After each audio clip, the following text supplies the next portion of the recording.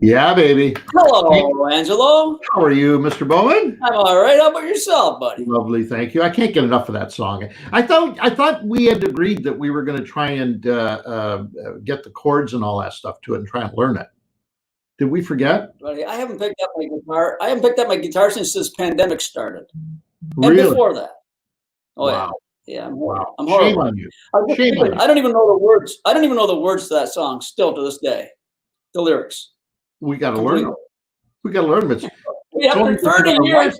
It's only been in our life for almost 4 decades. I think we got to learn it. Hi, everybody. We got a show for you today. I'm tingling all over. But before we get to that, a couple of quick things. First of all, I want to remind folks the Mercury 9.9 on fishingcanada.com is in its next month. We gave away one last week to a lucky winner in British Columbia. That's correct. BC. Got a nice new Mercury outboard motor being shipped out there. And also, don't forget while you're there to also enter into the boat motor trailer contest. That's also there for you. Don't. Why not? Right? Why not? Why not? Also, I gotta tell you, last week was my first week off of radio. Last Saturday was my first Saturday off of radio, and it was kind of bizarre. I have to be honest with you. It was it was a very surreal moment. First time that we've officially gone into some kind of a break from radio in the 26 or 27 or 28 years that we've been doing the show, and it was crazy. It's going to get probably even more weird, like tomorrow and the next one and the next one, because then you're feeling it. That could be like a sick week this week, but now you're going to start getting consistently. It's strange. Anyways, we'll get that. But we'll be back. I believe we're scheduled to come back second week of August, so it's not like we're gone forever. Just and the reason for those of you who might be wondering that weren't tuned in last week, we are just about ready to head out on the road again for the Fishing Canada show. Only this time we're 6 weeks to 2 months behind schedule. So we're going to be on the road a lot, and therefore radio had to go. It's the live element that can't be done from the road. We're going to try and continue doing this particular show from the road this year, which will be a really cool challenge for us. I'm looking forward to that. But radio had to, something had to go, and radio's going to take the hit till mid-August, and we're back on schedule, and everything will be fine. There you go. Yeah, baby. Now, this guest today that we have on the show. First of all, is there anything else you want to add to that, Pete? You got anything else? No, we're good, buddy. Let's get her going. I can't wait to see Davey. This guy doesn't really need an introduction. Most of you already know him. We've had him up all week on our social media circles. And you know what? I think we play this little clip that's coming up first to introduce him. It'll kind of tell the whole story. Roll it, Mike. With the Hercules hook, you just push, set, and hang. It has the muscle to hang and hold up to 150 pounds. Now that's super strong. Use them to hang an entire family picture gallery in no time. Kids can do it. They're going to charge you $1 for toppings at the ice cream stores. What about fruit? Put a mango. Look at that. Isn't that beautiful on your ice cream? It's so easy to clean. 1, 2, and pops open to clean. And watch this. Tacos, fettuccine, linguine, martini, bikini. You're going to love my nuts. Watch this. Did you see that? the incomparable Dave Mercer. Welcome to the show, buddy. Do you realize how much more money I would have if I had got that guy's job? I would be a mint. Welcome to the show. Right. So first of all, I have to tell you why we produced that. And that was produced several years ago, and you came that close to it being unveiled to a live audience, where you and I were sitting in that audience one night, and you probably don't remember this, Tom Brooks' retirement. And we had that all queued up, ready to go, and somebody pushed the button for it to play, and it fizzled out and it couldn't play. So you know what the best part of that story was, and Dave, you might not remember it, but I will, because Dave knew something was up. Ange was up on the stage, and Dave had a feeling something was going to go on. It was a roast of some type like that. And in perfect Dave Mercer fashion, he said, There's another typical Fishing Canada thing that doesn't work or something like that. Oh my God, you got your back so bad. It was good. Oh my God. Well, here we are.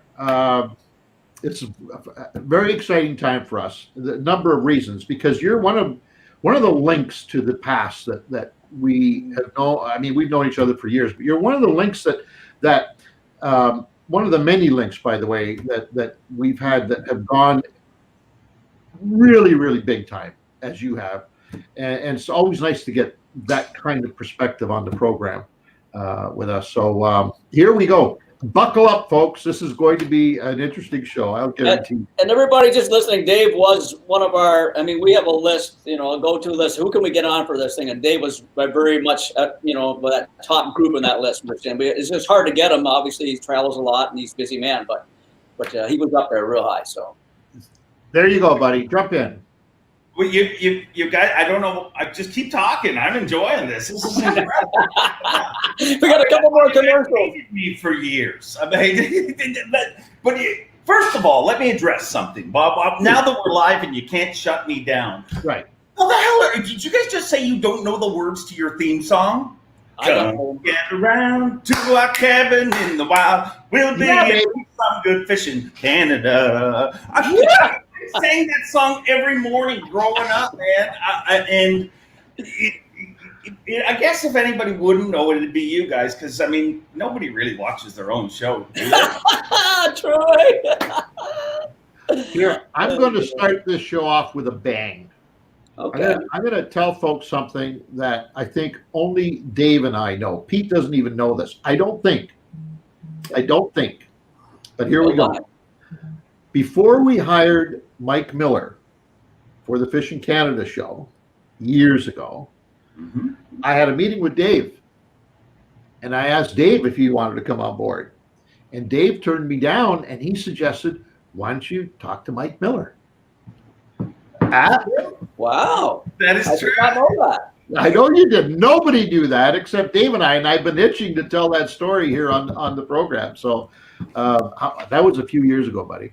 That was a while ago. And the weirdest to even, I mean, when I was a kid, if somebody had said, you'll have this opportunity one day, I mean, where do I sign up? But that's the cool thing about number one, I think that if I took the job, I would have lasted about 6 days, really, because I'm an idiot. I mean, I am lucky to be surrounded by a bunch of people that keep the wheels on the truck, really. Right. And I'll be honest, at that time, I mean, what I felt you guys were looking for is somebody to come in and take some of the pressure off of you guys, just simply because, I mean, it's a one-person business, two-person business. You needed somebody to load it. And I kind of felt like I'm not the guy. But everything works out amazing, Exactly. That job, ironically, we probably wouldn't be talking today. Yeah, you may be right. True. You may be right. And you know what? No offense to Dave at all, but I'm glad the alternative was Mikey, because we had some great times with him. I mean, he's a great host, and he's such a great. And then Dave grew up with Mike and fished with Mike long before we ever knew him. So just an awesome guy, and it gave us a bunch of years of fantastic experience for sure with Mikey. So let's get to the present, and then we'll go back to the past if we could. First of all, for those of you tuned in today that might not be familiar with all of Dave's accomplishments, aside from the Facts of Fishing television, which wasn't a show to start with. And by the way, you told me you'd never make it into a show. I just have to tell you that. But it was a great concept. It was called Facts of Fishing, and they were great little tips that used to air up and pop up all over the place. That you had a tremendous following and did really well, and then moved off onto television, obviously, in terms of programming. But I want to talk about your current job. Sorry, I'm distracted. My hat looks so crooked. I look like I'm trying to be wet. I'm just going to call it out, okay? I keep staring at myself, and I've tried to read it 17 times. It's like the beginning of an Ian West podcast. Let me. Perfect. There you go. All right, sorry. There you're good. MC of the biggest fishing live show on the planet. Right? It doesn't get like you didn't just jump on stage and do a live event like that. That would have been for anybody else. You took over probably the highest profile live fishing event on the planet, and that is BASS, emceeing that series. And before this show's over, you have to tell us that story. I know the story you told me. You have to tell the story of how you got that job.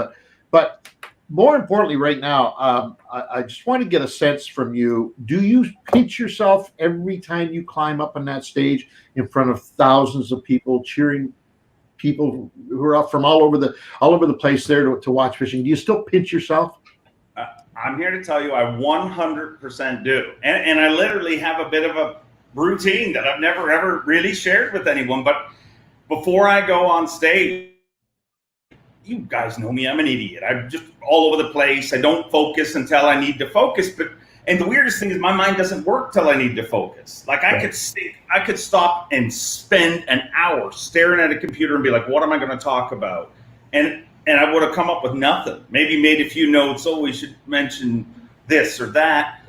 But when you're put in the spot, you know, I kind of am all in at that moment. But one of the things I do every single day before I walk on stage, it's during, right after the anthem and right before I hit the stage, they have kind of the intro video and everything that plays. And while I'm backstage there, I literally go through my mind and I think about, remember when you were a little kid and you wanted this? Like when I was a little kid and Bass was on TNN and for whatever reason, my whole life I've just been like, I've got pictures of me as a little kid with bass patches on a satin jacket, you know what I mean? Like just because, for whatever reason, that just spoke to me. Like Ray Scott, Bob Cobb, I bought in and I loved it. But the weirdest thing about that dream I had was it's so far-fetched. I mean, right.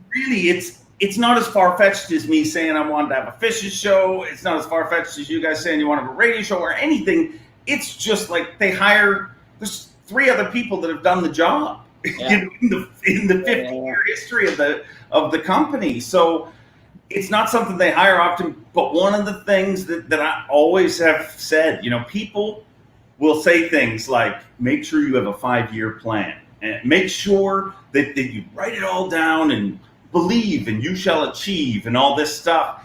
And I do agree with that. You need to be prepared and stuff. But one of the things I've always said is having a 5-year plan for somebody like myself, it kind of sucks. Because realistically, if I were to write down to you, when we met in that office, if I were to write down and say, you know, I want to do these tips and then I'd like to turn it into a show and then somewhere along I'd like to get hired by Bass and I'm going to MC the Classic and everything. Right. This kid's an idiot. But the thing to remember is anything can happen, man. I really do believe that. And when people say to me, you know, where do you want to be in 5 years? And I don't know. I mean, I want to take advantage of every single opportunity that comes my way. But the ultimate thing that I've wanted my whole life is one thing. And it's the John Lennon quote, you know, when I was 5 years old, you know, my teacher asked me what I wanted to be when I got older. I said happy. My teacher told me, you don't understand the assignment. I said, you don't understand life. And I do live by that quote. That's what I want to be. I want to be happy. And when you just go out in life and look at things like that and you don't listen to the crap. Because think about it, Pete, how many people told you were a sucker, you know, to go and try this, to leave a good paying job, you know what I mean, and take a risk? Absolutely. Everybody's going to tell you you're a sucker. Absolutely. But don't, you know, not to sound like Oprah, but I mean, really, I do believe that you can achieve anything as long as you don't build those roadblocks, because it's so easy to be like, that'll never happen. Yeah. I mean, chances that Bass is going to hire me. I'm still amazed that happens. You know. Yeah. And when you had your dream, Dave, you saw the patches, you saw all this stuff, all the Bass. Did you were you dreaming of being an actual competitor in there, or did you have the thoughts of, hey, I'm gonna stand on that stage and talk to everybody out there? Did you ever have either and or thoughts, or how'd you start with that? Well, initially my thoughts were to compete in the classic, like everybody. I mean, I'll be honest that, I sat there but I always was obsessed by Ray Scott. I was obsessed by Fishburne growing up. I mean, I've always loved hosting things. I mean, as you guys know, way back in the day, some of the seminars we did together, some of the Canadian tournaments. The two things I've always loved is fishing and I guess entertaining. And to me, working a live event, like a Bassmaster event, is the only way you can take entertaining, the high you get from entertaining people, whether it's in a small group in a pub and you're making your buddies laugh, or whether it's in 10,000 people in an arena, it's still that same high. But the only way you can make that high even better is do it on a tightrope. And I really, that's what I get my jollies from that job. You know what I mean? Like, you think of Zona and Tommy and Davey, some of our great color commentators and that sort of thing. They're not on the same tightrope just because of where they say the names. And what I mean by that is Zona can be like, all right, now we're going to go over to Buddy Gross. Actually, I mean, we're going to go to Scott Canterbury. Nobody says a word, but if I go, ladies and gentlemen, your champion, Scott, I mean, Buddy Gross, then I'm Steve Harvey. It's funny, there's nothing like live. There's nothing to me than doing, and it doesn't matter the venue or the event. There's nothing like doing live. Radio I've done for almost 3 decades for one simple reason, because it's live. And every screw up, every time I stumble, every time that pain in my gut is just to the point where you want to jump out of your own skin. That's what I live for. And that's the live element, right? And sometimes, and we all 3 of us have been on television for years, you don't get that feeling when you're pre-recording stuff, right? I mean, it's great. I was going to say something, and it was about when Dave was talking about the TV show and the emceeing, and to let the audience here watching right now, to let you know how special a person it would take, special a talent or whatever it is, to be able to do both.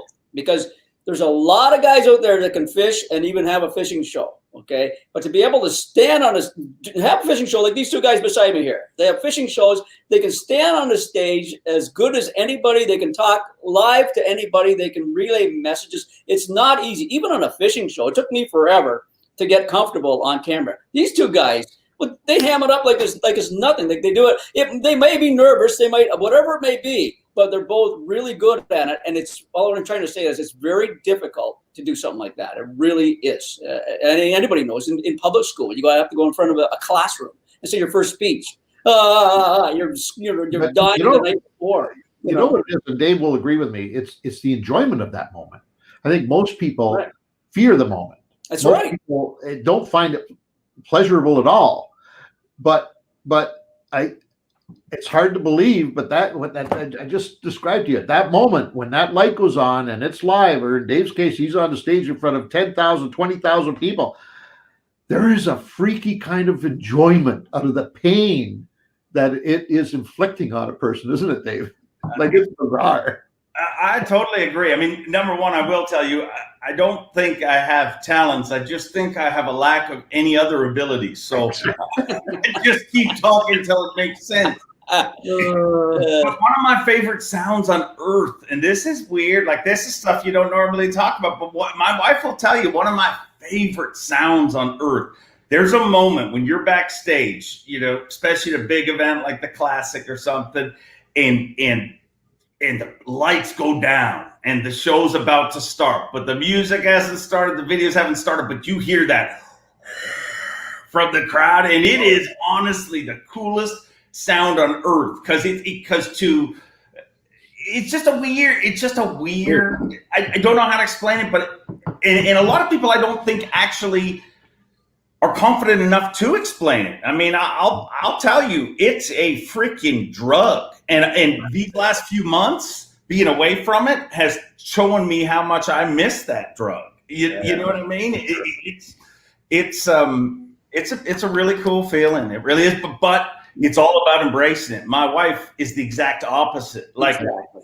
I'll see, we'll see Oh, a Freddie Mercury video or something with that giant crowd behind him, and I'll be like, oh, that would be incredible. And my wife's like, you are a sick individual. hey, speaking about wives, I said I'd mention it at the top. Nobody's mentioned my beautifully coiffed eyebrows today. This is courtesy of the Countess. She plucked my I eyebrows. thought you were going to say you got thinner eyebrows than her. I was going to say, holy No, shit, but- you're in trouble now, pal. No, but seriously, if you've never had your eyebrows plucked, wow. Not lately. No. Now you should. Both of you guys could use a little bit. I want to go back to Dave on that the Freddie Mercury thing, but that last classic crowd that you guys had in front of you, Dave. How many people were in that at the biggest day of those of that classic? Was that we were at capacity every day in the arena, and it was I think the arena hold 22,000. But the even more phenomenal thing was the takeoff crowds of 5,000 and 6,000 people showing up when it's still dark. I mean, just here, I'll tell you a story. We were in La Crosse, Wisconsin, and I'm driving over this bridge to go to takeoff in the morning. Going to work in the morning just like anybody else, right? I'm going over the bridge, and down below the bridge is where our takeoff is. And I'm looking down there, and you see the lights from the boats and everything, and the music's playing. And I look beside me, and there's this truckload of I guess hydro workers. Like they're in one of the big trucks, 3 of them in a row. There's six guys in each truck, and I look at them, and they're looking down the bridge, and they're just laughing. And I'm like, are those sons of bitches laughing at our sport? And then I stopped to think, and I'm like, how odd is what we do in the morning? I mean, of all sports, like if a softball tournament was in your local town and they rolled up at 5 a.m. and cranked the music and just brought all these, it's the weirdest thing ever, but that's also what makes it the coolest thing ever. Every one of those people that comes out there, they have to work to be there. You know what I mean? And they're that driven. And that's also one of the things I think about every day before weigh-in. I mean, these people that have come here, I mean, I remember that feeling the first time I went to a Bassmaster event, and I remember sitting there and that the excitement and wow, I'm actually here. And I would hate anybody, no matter how big the crowd is, to ever come and not feel like we all give our all. So that is always something that, you got to remind yourself of, because as we've learned the last few months, stuff can change. Oh my God! Speaking of which, how has it been? You did MC a tournament not that long ago, right over the border. I did. How did that go? Did they allow you to go? They're flying back and forth. And how's that? What's all that happening now for somebody like that? I chose to drive just simply because, I mean, a lot of the decisions I make on the road, to be honest, are about my family at home, because, you guys know it's the easy job is to leave and go do what we do. The tough job is to be at home, worried about somebody, especially under weird conditions. So my family was more comfortable with me driving, and I gladly drove down. Bass had to do some work, just like every company that does cross-border business. They had to do some work to get our 3 anglers over, obviously, and to make sure that I could get over. And I was very thankful that we got some great border guards that helped us, kind of get your way through it. Because you could imagine, I mean, with everything going on, I mean, the last thing any border guard in the world wants to hear a call about is, hey, I really want to go to this fishing derby that I could. I mean, hang up right away, right? I mean, going on, but it wasn't a big deal. We got across when we came back. Obviously, we weren't, because it's a job. We weren't forced to quarantine, but I believe all of us kind of. Gussie actually, weirdly enough. Here's how the irony of life. Gussie actually had the contact at the border that helped us all get it super smooth. And the only guy that randomly got stuck quarantined was Gussie. I love that story. Listen, but he quarantined for 14 days, and I self-quarantined, meaning that, I was with my family, but we made sure we didn't go anywhere, and it's easy with the kids out of school and everything, so we just kind of hung out here. But but it's serious stuff. Like if you ever wonder what it's like, I mean, you cross the border and they take everybody's information that crosses the border. If they put you into quarantine, and obviously I didn't know from experience, but Gussie explained to me, they basically will contact you to make sure you're in quarantine throughout it. And if for example, they call you and you don't get back to them, they will send you a text that will say, within 1 hour, we'll call you again. If you do not answer, the police will be at your door. Oh, wow. I mean, and so much, like they wouldn't let Gussie, and I'm not downplaying this, because one thing I've learned is no matter what you say about COVID, Corona, whatever you want, you're going to piss somebody off. So, but I'm not saying that this wasn't apt, but just to let you know how serious it is, Gussie lives across the street from the lake. His boat's in the water. You know, the number one, his boat got quarantined too. They said you can't take your boat. Your boat needs to be in the driveway for 14 days. Wow. He had another boat across the street in the water. And he said, can I walk across the road and go on my boat? And he could not. So, holy crap. A very serious deal. But I mean, obviously it's a serious situation. I don't mean to break into this. We'll get back to a second, but I want to shout out, Mike, if you could put up the message from Rick Cole. I think that'd be very cool. So here's a guy who's just starting out in the fishing show business, David. And he's been making a fishing show on YouTube for a few years now. And he acknowledges the fact that it's very hard recording and doing all this stuff by yourself. So Rick Cole, there you go. Your big spotlight on the Fishing Canada webcast. And it is tough to do on your own. Like if I just grabbed a little GoPro there the last couple times out, and it makes you appreciate when you have a real cameraman, real crew. Dave's main cameras out there, plus the little POV cameras. Like it's a big deal. Right audio. I mean, the audio is huge too. So kudos to him for giving it a shot for sure. And you know what? When it's YouTube angling though, YouTube television, people get it. They know it's not. We get a lot of comments, and I bet you Dave does too. Is that, guys, don't worry about the big camera. Just get out there and show us some GoPro stuff and all that kind of stuff. There's definitely a separation between the two. So good for people that are doing it, that's for sure. No. It's really cool that way, though. Like when I look back, if you look at how much it's changed. I mean, you guys were in the business for what, 20 years before I got into it? I'm not easy now. I mean it out of like, it's amazing your career, the span. Thank you. But what I'm saying is, if you look, how you guys got into the business was one thing, you know, and then I came along and I probably was very similar in the way that I got into the business. It may have been a little different because there was a lot less. I mean, you guys were the trailblazers, you know what I mean? You guys, the Azumis, and then the Canadian sport fishing came after that, obviously. So, God, I could only imagine how much money you guys made back then when you could have, like, there's a truck company for all of us. There's a soda company for all of us. No wonder you hated me so much at the start. But it's amazing that now, in our lifetime, the whole entrance into the industry has totally changed. Right now, the argument is, are guys like us on TV worth it? Or should we just invest in the Googans? Should we just, and you can't argue their numbers. I mean, it is amazing. Incredible. Yeah. I do want to just stop for a moment and ask you this question, because you kind of have, you're straddling that fence, U.S. and Canada.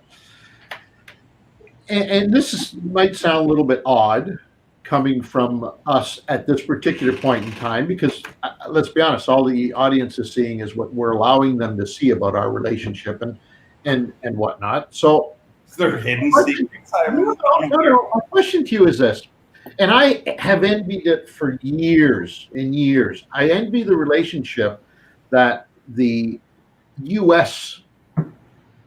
our U.S. counterparts have. And I'm talking about the Bill Dances and the Roland Martins and the Jimmy Houstons and the Hank Parkers, and I could go on and on and on. I envy the relationships that I see from my vantage point, that they have. And I always say, why don't we have that here? Why don't we have that same kinship that they seem to have south of the border? So you're saying with each other, right? With each other. Yeah. I'm talking about Yeah. Bill and Roland and all those guys. We don't have that here. Why is that, Dave? And we never have had that No. here. Before Dave even, it never happened, right? Why? No, I mean, I've thought about that a lot, and I think there's a few reasons, in my opinion. I don't know if any of them are correct, but I think one of them is geography. Really, if you look at it, if you just write down all the Canadian-produced fishing shows, 85%, 90% of them, they're based in a 3-hour window. You know what I mean? So I do think that you find us running into each other more. And I don't mean shooting. I don't mean out shooting stuff like that. I mean, for sponsorship deals, for partnership deals, that sort of thing. Yeah. So I think maybe that affects it. And I think, Come on. I don't know. I don't know, because I will be honest. I think I have always tried to work with a lot of people, and I do today. I mean, one of the coolest people on earth, in my opinion, is Adam Sandler. And one of the reasons I love that dude, and I've always said in every interview, if I could meet anybody, fish with anybody, be Adam Sandler, because he puts his buddies in movies, and I could get a bit part, right? But I really appreciate what if you look at what guys like that have done to check their ego at the door and been like, let's all get on together and ride that train, and we'll all grow together. And I personally would say that I've tried that several times with several people. And the industry's tough to do that in, for whatever reason, in Canada. I don't know why. I mean, it seems to work for a while, and then it both in different directions, I guess. It works, it seems to work, for certain projects. So we've all sort of worked together on a particular project, but it falls short beyond that, right? And that's the part that I look at south of the border and envy, because these guys genuinely are buddies. Jimmy Houston and Roland Martin go out fishing together, not on camera. They're fishing buddies. Mm-hmm. They make a point of getting together once a month on a boat and go fishing. Hell, Angelo and I don't even go fishing together off camera. Exactly. I've never fished with either of you. I mean, we live literally 30 minutes from each other. Like, that is true. It's true. You know what? Just add this in there. It's a shame, because we have got such great personalities in this Canadian part of the industry. We've got wonderful people. Some absolutely, I mean, people that you forget the fishing industry, people that you just like to spend time with. Yeah. And we don't. Yeah. And that's a travesty, I think Dave hit the nail on the head too, is we're all trying to pick from this small pot too, for instance, competition in sponsorship money. And if somebody gets a big deal, you go, son of a bitch, he got that. Look at the money they got on that. You know what I mean? I think maybe the US guys have a broader range to choose from. They're not just picking companies. They go to everybody, and they probably help each other on it too. I'm not sure about that one, but it seems like there's new sponsors from what the hell is that, to who is that, et cetera, on the US guys. So maybe I do think there's a lot of competition in the Canadians, and then there's a small tree to pick the fruit off of, I think. So yeah. And it gets more competitive every year. Yeah, you know what I mean. Like, I'll tell you one thing that COVID spawned: a whole bunch of online fishing shows. You know, there they are, right there. Look, exactly. It's going to get more and more competitive. But I totally agree that people should work more together. But there's also the part of me that's like, I don't know that Coke and Pepsi hang out all the time. You know what I mean? Let's call a spade a spade. You said people don't see everything. Well, let's reveal some stuff to them. I remember at one time I felt, after Mike Miller worked with you guys, I felt like there was pressure for me and Mike to stop hanging out because we were doing things. How come? I'm not blaming anyone. I'm just saying that crap just seems to happen. You know what I mean? It's just, and I don't. It's a shame, eh? It's a shame, but I'm not saying that out of negativity or anything. I just think we all need to be smarter in the way that we're all incredibly lucky. I mean, look at these three idiot faces here. Do you realize what we would have been if it wasn't for fishing? I don't know about you guys, but I'd have frickin' been unemployed. It's true, you know. It's absolutely. I wonder how many people's minds are being blown right now by this conversation that we're having. People who, you know, always seen us from that, you know, the front door, right? It's kind of cool to be able to, on venues like this, to be able to open that up and say, hey, that's not necessarily the whole story. And I really enjoy this part of it. And it's something that I cherish being by the audience, being put in a position. We'll call it a pedestal, if you will. But I love the opportunity to let them in and see some of the stuff that they're not privy to. And this is one of them. You know, listen, it's not a secret. I can't believe you told that Miller thing, by the way. That totally shocked me. No, that's great. I think it's wonderful. By the way, why were you not a contestant on the last call? Well, screw you. You guys wanted me to pay entry money. I was like, screw that. Like everybody else. My brand to go try and be on their show? Like everybody else. What, were you different? Were you special? Maybe special. I wasn't special. Let me put it this way. Earlier, I told you one thing motivates me in life. Fun. It didn't seem like much fun to me. Really? It did, but it also...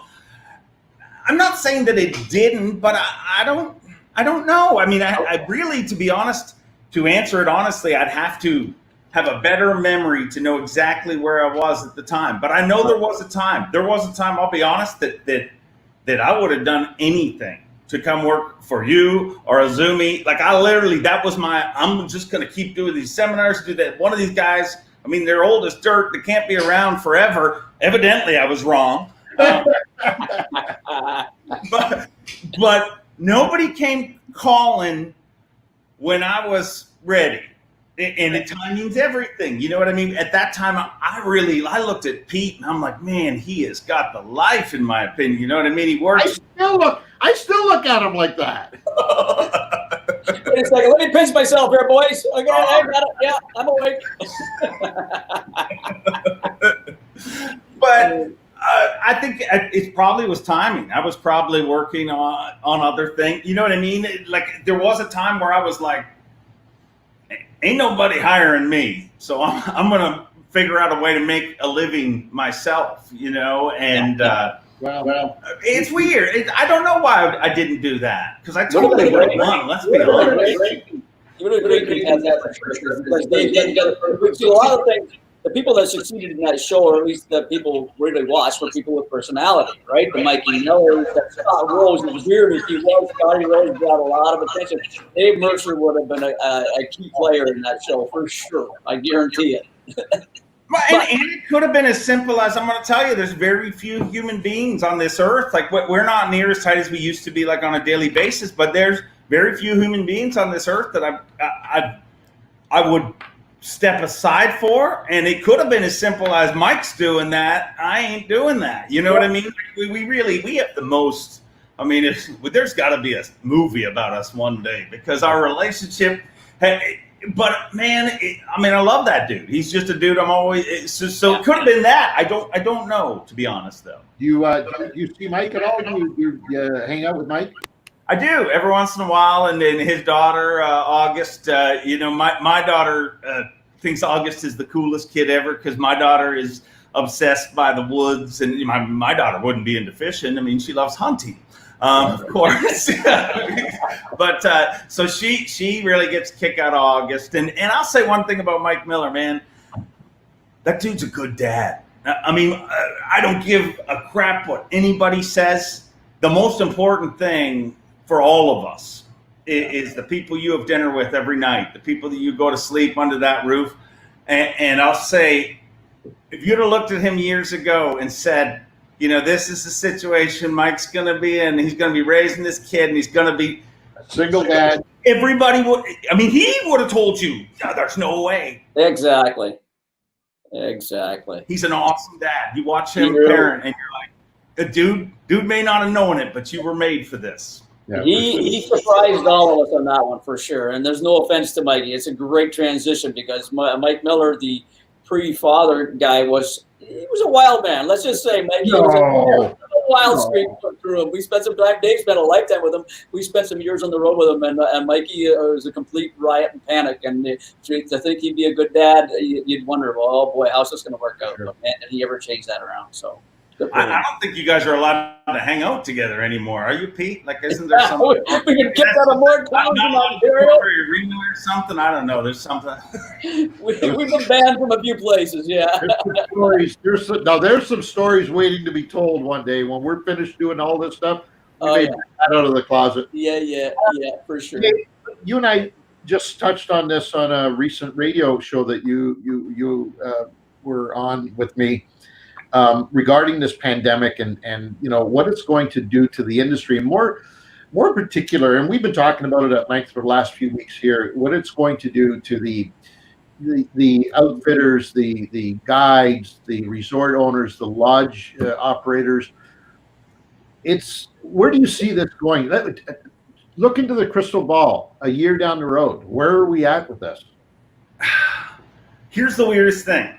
If you're a lodge owner way up north, this is catastrophic. I mean, this pandemic waged a war on your business, on your lifestyle, on everything. I mean, you've got lodges that have such history and they're not even opening now. That's right. But then the other side of it, I mean, I left a Yamaha dealer this morning, and I know Merck's the same, and they're all the same, but they can't keep ATVs in. They can't keep motocross bikes in. They can't keep outboards in. People are all of a sudden investing an incredible amount in staying at home. So, but can it continue? You know what I mean? I'm like, oh, this is amazing. Like, you look at what's happening down south. I mean, I'm kind of frustrated that we're benefiting a little bit here, but I'm going to tell you, all that stuff early on about nobody's allowed to go out in their boat and places like Alabama, you imagine most people in Alabama have a fishing license, correct?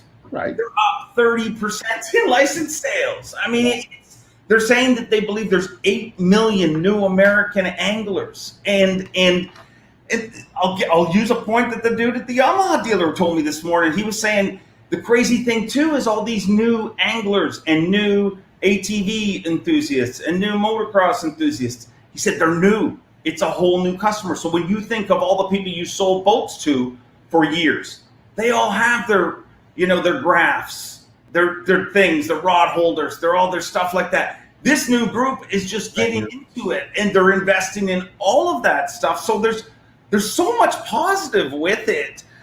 But then you look at the other hand and you're like, how is any restaurant in Toronto going to stay in business? I mean, wow. And you look at the lodges. So, I mean, I don't know where we'll be. But what I will say is I'm very thankful. And I said that to the dude at the dealership this morning. I mean, like, how thankful do we need to be when you really think about it? Like, we're in one of those little niches where we actually got a bit of an uptick from this. You know what I mean? As much as it drove us down, there is some industries that are gaining from it, and we just got to focus on those because. And I'm not ignoring the people up north. I mean, I would hope that gets fixed, but until the border gets fixed, like how does it get fixed? That's the problem, right? The border. Right now, the border is going to be an issue because some of our lodges, certainly here in Ontario and to some extent Western Canada as well, they're 80%, 85% dependent on American visits, right? And that's shut down. That's just nowhere. Yeah. I did find out something interesting yesterday, totally off topic, but very much on topic. I didn't realize that Canadians can still air travel to the U.S. without any problems at all. Yeah, the whole time along.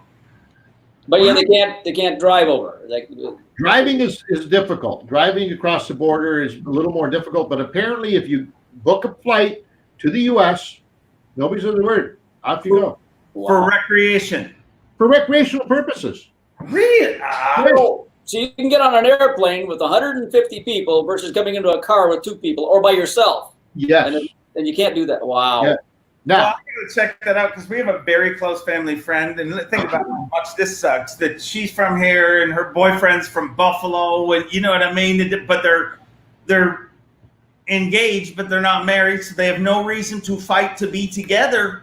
And if you look at that right now, you're like, when are we ever going to see each other? Because I'd love to say that by September we're all good, but I don't think anyone would say that. I don't think anyone would say that you can't they can guarantee you New Year's is going to be good. Yeah, you can't say that. Speaking of which, are you concerned at all, because of the way things are going south of the border, that there may be a further cancellation of fishing events? Oh, very, yeah. I mean, and if I said anything else, I'd be a liar, just simply because they just canceled one. You know, we were, when I talked to you last week, I said, you know, I'm going to New York right after we do this type thing, and next week's event got canceled. We're being told that the information that I've got is that we're fine for the next 2 events. Where are they? They're in New York as well. We're in Waddington, and then we're on Lake Champlain, so Thousand Islands and Lake Champlain. The reason that this one got canceled was not the fact that the locals wanted us there. The governor wanted us there. They couldn't get the testing protocols up to speed quick enough, meaning that all of us need to be tested, all the anglers, all the staff, everything. And I don't exactly know what the full process is, but from what I've been told is they were working day and night to try and get it done. We believed we were going, but when the governor put in that the 14-day quarantine, that obviously made things a lot more difficult. But there is a ruling where if it's a pro sport, they want to get pro sports going. So if it is a pro sports league, you can come, and there is an exemption. But we were, by the time that event was just too soon, I guess, for us to get all the protocol done. So, but to be honest, just so you got to clarify, everything I say is officially unofficial. So don't hold me on it. Well said. Well said. And nobody's watching this either, so don't worry about it. We're good. We're good to go. Yeah. Let's move on apparel now, Dave. That's the U.S. travel and the BASS. How is your season so far this year for Facts of Fishing, shooting TV like that? Has it affected you hugely, a little bit, or how's that been going?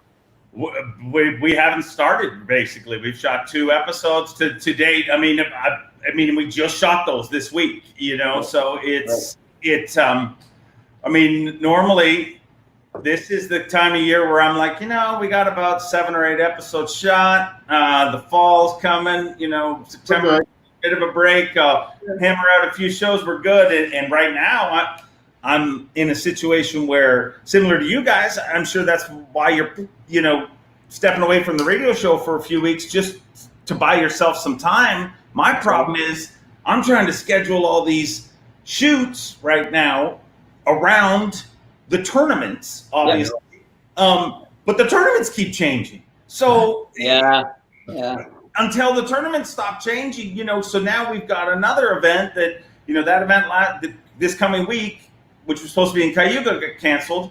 So they're going to have to reschedule that later in the year. So it's not like I can just book a bunch of shoots. So it's going to be an interesting year. Yeah. Insanity. Yeah. Anyway, we're in the same boat. It's brutal stuff. Do you miss fishing? The what? I fish almost every day, dude. I mean, what do you mean? Do I miss I mean fishing. You mean competing, or just fun fishing? Fishing the way it was before you got into this crazy industry. No. Or did you? My boat sucked back then. My equipment wasn't near as good. You're spoiled, Mercer. Or did you fish for this? Did you? No. Did you fish because of where you are today? No. I was 1,000%. I mean, you guys know I was a little key. I probably shoplifted from your store too. Oh, many times. Yeah, that's when you said you had a video at the beginning. I was like, oh shit, here. Mercer just filling the kid. You and Miller. No, Miller was my mule. You should have seen. I know what you're saying, because I do. There is a different thing when this is your hobby and you work all week and you're like, it's Saturday morning, I can't wait to get out there. Yeah. But I also learned a long time ago that there is not a soul on earth that wants to hear me talk about how I miss those days. They just look at me and they're like, screw you and your freaking fancy boat. Exactly. But it is different, and I think I get that with my kids. Me and Jack, we moved on to Scugog a few years ago, and that is simply the reason why. Because I lived in town, I was a few minutes from the boat ramp, but you guys know life's busy. You know, he's playing soccer, my daughter's busy, they're both busy. It's all about just a few hours here and there, really. And I'd always wanted to live in the water, but the reason we wanted to live in the water is just so after dinner we can go throw a frog for an hour. You know, in the morning before breakfast we can go, try something, and that's kind of nice. That me and Jack still do this. It's so stupid the stuff you do. Every time my dad took me fishing, we would back away from the dock and he'd sing, "Hi ho, it's off to fish we go. We fish all day, we get no pay. Hi ho, hi ho, hi ho, hi ho." And for whatever reason, as a kid, I sang that. So me and Jack sing it every time. And every once in a while, I'll be like, actually, Dad, I figured out a way to get paid for this crap. But if the TV show went away tomorrow, and I know you guys are the same. If it went away tomorrow, I'd still fish just as much. I mean, it's not what we do. And I think that's a key to make it in this industry. Look at all those legends you mentioned and throw in the Linders and people like that. Al Linder loves fishing. The first time I ever saw him on the water was up, I think, Rainy Lake. We're fishing and we came around a point and he's just there, stacked there. Oh, I'm catching him. I'm watching him and I'm like, how is that dude so animated and so excited? But you have to be to make it in this. You know what I mean? Because you're gonna hit a lot of roadblocks. It's not the kind of TV show where somebody shows up and says, "Hey, you need to have yourself a television show." We don't make real TV. Speaking of which, the boys from Ugly Pike had a comment, Mike. If you can put that up.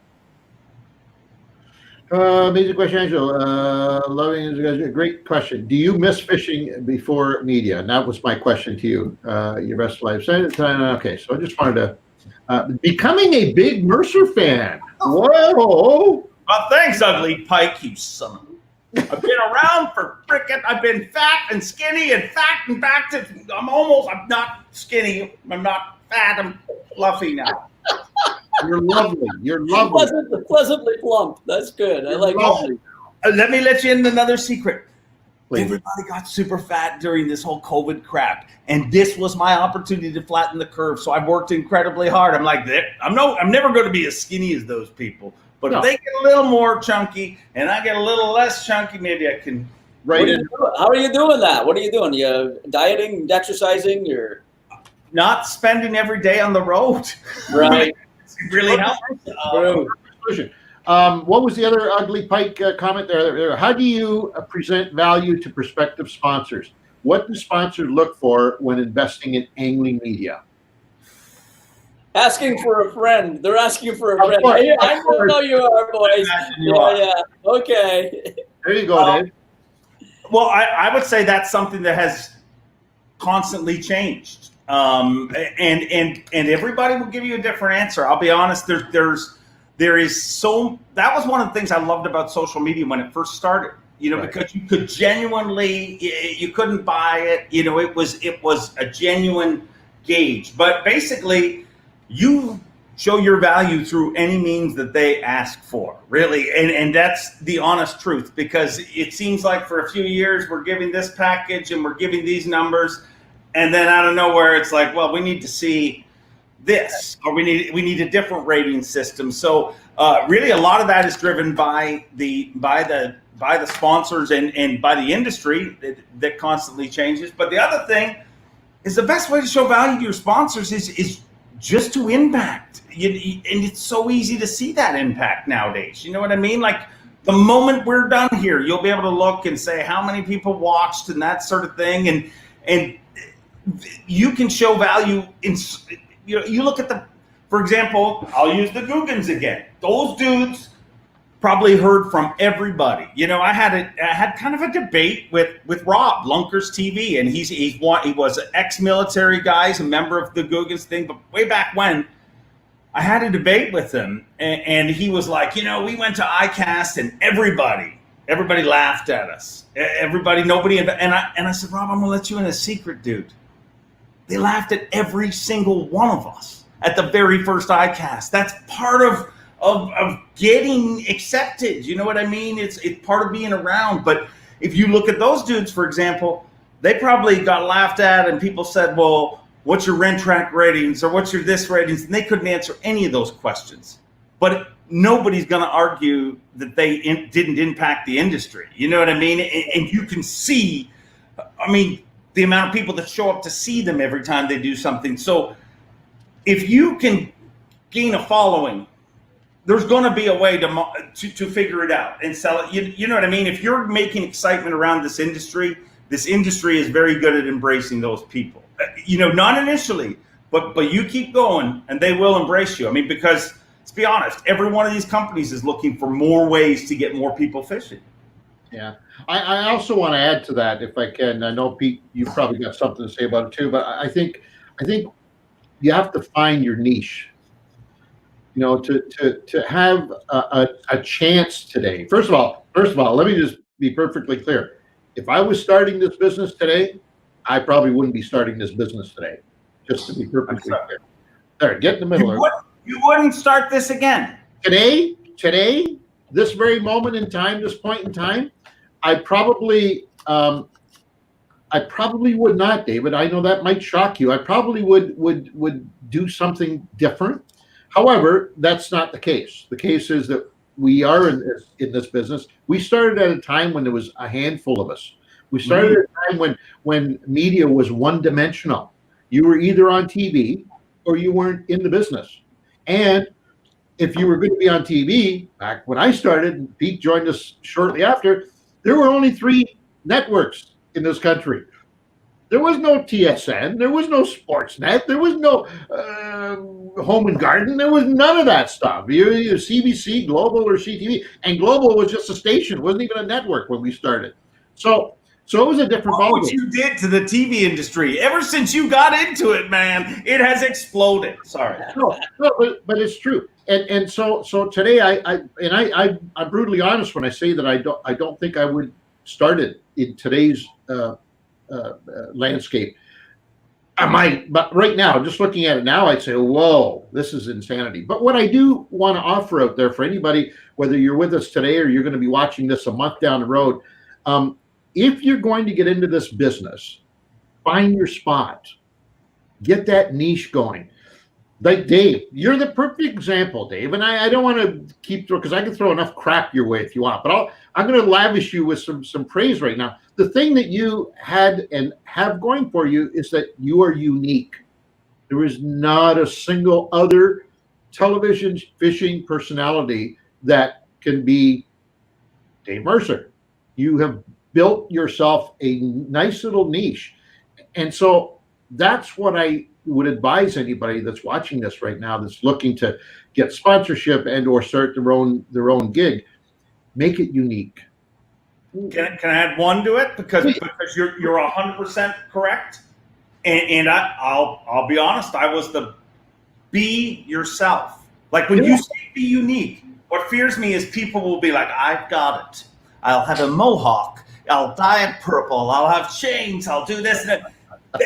But that might be the next most loved angler in the history of mankind, but it also is only going to be that if it's genuine. Like, I really believe that. When I first started, I was probably the world's worst Bob Azumi, Angelo Viola, Reno Viola ripoff there was. Like, the first few times I ever talked on camera, I probably just tried.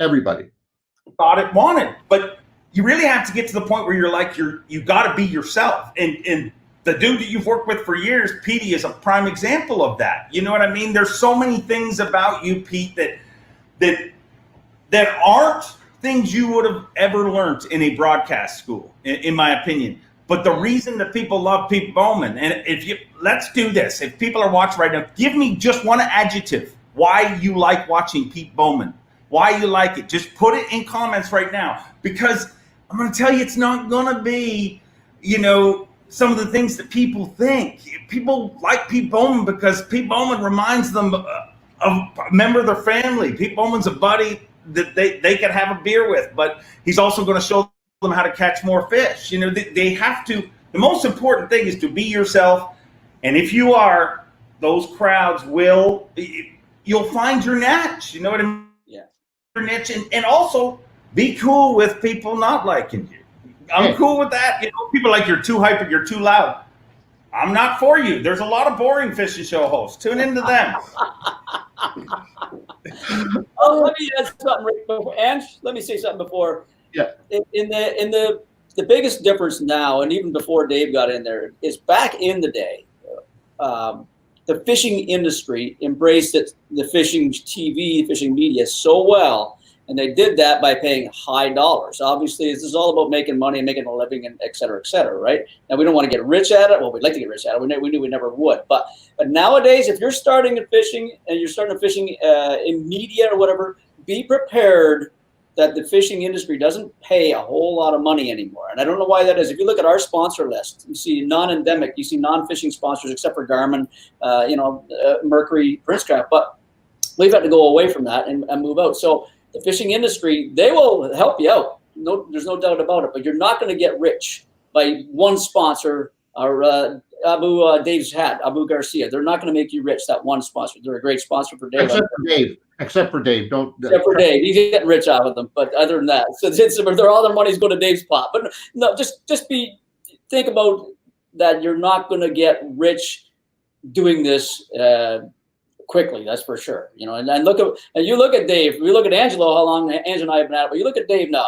He is he's more recognized probably in North America than any other Canadian fishing celebrity. Dave, obviously, let's be honest, because the emceeing is huge for you too, right? Let's be honest. That is fishing. That's part of the fishing world, right? So, but Dave Mercer's one guy in all of Canada. Right, and he's made it. So you're going to have your work cut out for you. Don't think you're going to be an easy paved road, but hard work.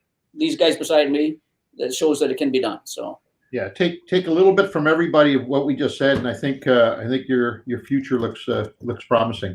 And let me put something, because what Pete said perfectly segued into what I was thinking the whole time you were talking about, saying, I don't think I would do this if I was starting it again today. I disagree, because and I didn't know you back then, so I can only assume, because I'm just putting it in my head. I never started this job to make a bunch of money. You know what I mean? When I started this job, like I remember being like, man, if I could make 30 grand a year, if I could, I thought that was, when I was coming out of school, that was a good number, and if I could make that, I'd be. It was never, ever, I never, ever thought, and not that, trust me, not that it's I've got lavish things. Look behind me. There's nothing. It's a bare wall. There's no oak cabinets or nothing, not mahogany or anything. Turn the camera a little bit, Dave. He hit all the stuff. All those good stuff's on the corner of the room. He puts it away. Your producer wanted me to leave it locked off. He said, okay. Hey, you guys, I don't want this to be forgotten. Let's move a little bit different in direction, because I want the answer to go back to that question of how Dave went into that meeting and got the gig, because that's a great story that this audience needs to hear. It is such a funny story. Davey, tell everybody how you got the BASSPA. And set it up too, Dave. Set up like what events took place in order to get you sitting in that chair that day. Okay. Well, I mean, I guess it started when I realized I suck as a competitive angler. And I realized if I want to make a mark in this industry, it ain't going to be like that. No, I mean, I fished tournaments growing up, and I always, like I said, enjoyed the entertaining part of it. So I through tournaments and through sponsor commitments and stuff, I'd MC the odd thing in Canada, and then it became a charity tournament I MC'd, and then the next thing you know, I was doing the CFT for a few years here in Canada, and I really enjoyed it. But the biggest break I had really initially in the US was through years of going to ICAST and years of literally going to the Classic. I went to the Classic every year, even when I wasn't working for Bass. That's how much I don't know why. People would say, why are you going to the Classic? Like, what are you doing there? And I'm like, I just need to be there. It's an industry and event. I need to be there. So I got to meet a lot of different people over the years, and an agency, Octagon, they're a big golf agency, but they were going to run this fishing event, the Toyota Texas Bass Classic. So I had gotten fairly close with Lenny Francoeur and some of the guys there, and Lenny called me up and he said, we need an MC for this event. And I was like, perfect. And he's like, well, you're not the guy we're thinking of, but we could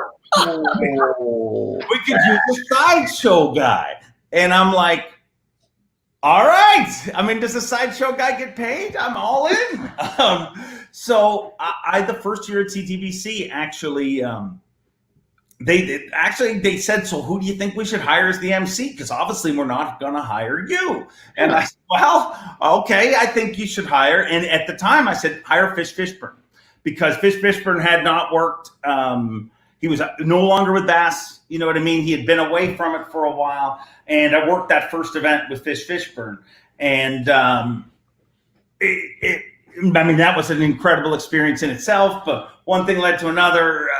In time, I ended up MCing those events. Fishburne stopped doing it. I ended up MCing it. I guess they figured I could stick around. The first event, you want to know about how screwed up this is. Fishburne, incredibly talented, but totally nuts. I mean, as you guys know, it's not just a character he plays. So I'm in the crowd. It's my job to walk around and, hi, having a good time here at the TTBC. There's literally 30,000 people in this crowd. Trace Atkins is about to perform. It's a big deal, right? So the producer's in my ear, and he's like, stretch, because I'm just supposed to be out there for 4 minutes, give away some prizes to kids, do a hokey little let's get cheering and all that sort of stuff. And he's like, stretch. And I keep looking up at the stage, and Fishburne's supposed to come out there, but it's dark. I mean, there's no lights on the stage, and I'm in the middle of 30,000 people. And my producer just keeps saying, stretch. And I'm like, I'm surrounded by East Texas drunk people. Well, how can I did 35 minutes stretching in the crowd because Fishburne's IFB wouldn't work, so he wouldn't go on stage, the damn diva. So I was stuck there in the crowd, and I gave away crap we didn't have. Kids were winning bikes. Kids were winning. I gave away a sandcastle to a kid. Didn't make sense at all, but we made sure that, and afterwards, the staff had to go around and so what'd you win? A bike? Okay, we'll go buy you a bike. But that was the first event. But so long story short, I did that event for a bunch of years, and obviously had always dreamed of working for Bass, just like everybody that's part of this industry. And I got to be friends with Mark Zona and Kevin Van Dam, and they are really the reason that I got this job. 1,000%. And it was as simple at an ICAST. We were out one night and just having beers. You know what happens at ICAST? It's casual night. And you know how people say just throw something out there? I mean, if you want it, just put it out in the universe. So we're talking, and I'm like, yeah, it's a good ICAST, this, that. I'm like, hey, Zona, if Bass is ever hiring, I'd love a job. I just threw it out there. And he's like, are you serious? You'd like to work with Bass? And I'm like, Yeah, no, I'm serious, and never said anything else about it. You know, it kind of went away, and then a few weeks later, Kevin called, and he's like, "Hey, Bass is asking a lot of questions about you." Stuff. Unbeknownst to myself, they were being bought. You know, ESPN was selling them to Jerry McInnes, Don Logan, and Jim Copeland, and I didn't even know this at the time, obviously. So one of the things that they wanted to do is, as new ownership, is they wanted to put their own stamp on. They wanted a new MC, but I don't know this going into the interviews. I want a job for Bass. I'm like, I'll do a little web videos, whatever you want, right? I just want to work for Bass. So I meet Mike McInnes, who is one of my closest friends on earth to this day, and producer. But I meet all these different people at JM, and they're like, we want to hire you, but you got to meet Jerry. And Jerry, of course, I'm speaking of is Jerry McInnes. Now, to give people an idea of who Jerry McInnes is, unfortunately, he passed away, late last year. Bill Dance will openly tell you, and I've heard him say this at least a dozen times, if there was no Jerry McInnes, Bill Dance does not ever make a fishing show. Jerry McInnes, I mean, how you want to know how entrenched in the industry is.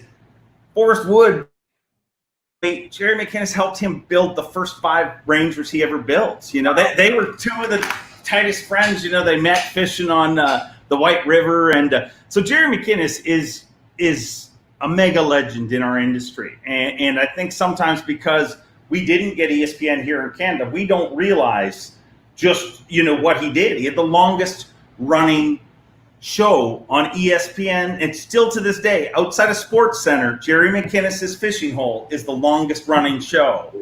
It's wow. He is an incredible icon of this industry. So I know who Jerry McInnes is, and I don't get nervous about much, but I was nervous about this, right? So I fly. They told me, "Hey, we want to hire you. You just got to meet Jerry and pass that, and we're good to go." So I fly to Little Rock, Arkansas, and I land there. And Kevin Van Dam actually called me on my way over to the interview. And this is the advice good friends give you. He's like, "Hey, Mercer, it's VD. What up? Weird." That's what he says. He says, "VD calling. What's up?" And I'm like, "I'm in Little Rock." He's like, I heard you're going there to meet with Jerry.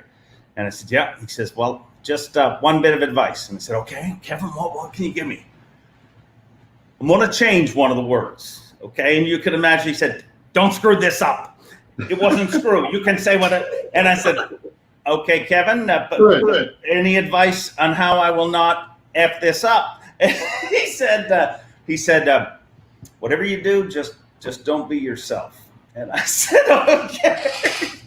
Obviously, he's joking, a true friend. But I go meet with Jerry McInnes, and you go into his office, and guys, I mean, I've been to your offices. You see the history, like some of the stuff that is gone. You know what I mean? It gives you kind of a feeling of just how much these people have done in this industry. Just like your office in Jerry's place, it's called the Fish Factory. That's what their office is called, and it's one of the coolest offices ever. It's just like a downtown Little Rock, Arkansas. It's one of those brick loft style buildings. To give you an idea. So you walk in, and as you walk in, it's like brick, all down the halls, and there's like Takahiro Omori's, signed jersey from, when he won the Classic. I knew it, all those moments. Like, and I'm walking past it, and my ADD is like firing. Like, I'm just, oh my God, stuff's happening. I just can't believe this is happening. So that I go up to Jerry's office, and Jerry's office is big corner office. He's got a view, just to give you an idea. He's got a window. And I'm just setting this picture. Normally, I don't give all these details, but since we're on the internet, I figured I can. But just to give you an idea of what's going through my mind, behind him is a giant window. That giant window looks over the Bassmaster Studios. So I'm like, ooh, my nipples are hard. No joke. I mean, they are right now telling the story. But, so I get in there, and Jerry, such a nice man, Southern gentleman, and he's got his little dog, Archie. And I'm allergic to dogs, but that's okay. I'm petting the crap out of Arch. I don't care. I'm thinking, if Arch bites me, I'm screwed, right? So we met. Our interview was 3 hours long. It's in an interview with Jerry McInnes is not an interview. It's not even like an interview with you. Good point. Careful.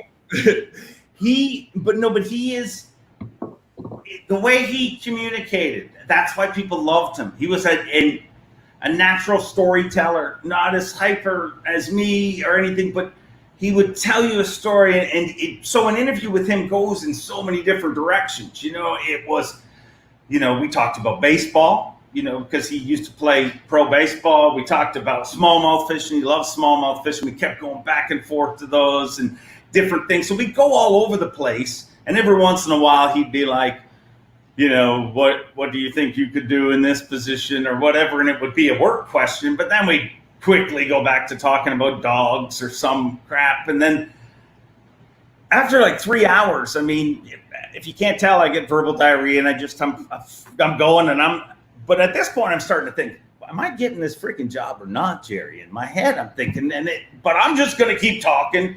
But the weird thing with Jerry is when you talk to him, he's one of those dudes who doesn't, when you talk to me, you see me nod my head, you see me smile, you can kind of get an idea of where I'm at with the story. But Jerry kind of just gives you while you're telling your story. So he starts telling me, we get on this topic. He's like, we just bought bass. And he said, the amazing thing, Dave, it just blows me away. He's like, the amazing thing is just how much support we're getting at bass. He said, look at like he's pulling out magazines. He's like, look at this magazine.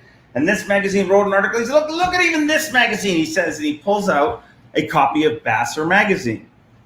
And Mercer magazine is a Japanese magazine, which a lot of people know. It's very high-end magazines. Bassmaster magazine in Japan, basically. And he opens it, and it's got a picture of him and Jim Copeland and Don Logan, the three owners, and it's all written up. And he said, we're getting so much support. He says that, he goes, look at this one from Mercer. I can't read it, of course. I don't know what they're saying, but I mean, it looks like it's good. And you guys know I'm an idiot. Stuff flashes through my head, and I don't have that ability to stop it coming out my mouth. And before I even could think about it, I said, I can read it to you, Jerry. And he looks back at me, and he's like, you read Japanese? And I said, I mean, I've committed to this lie. I'm like, right.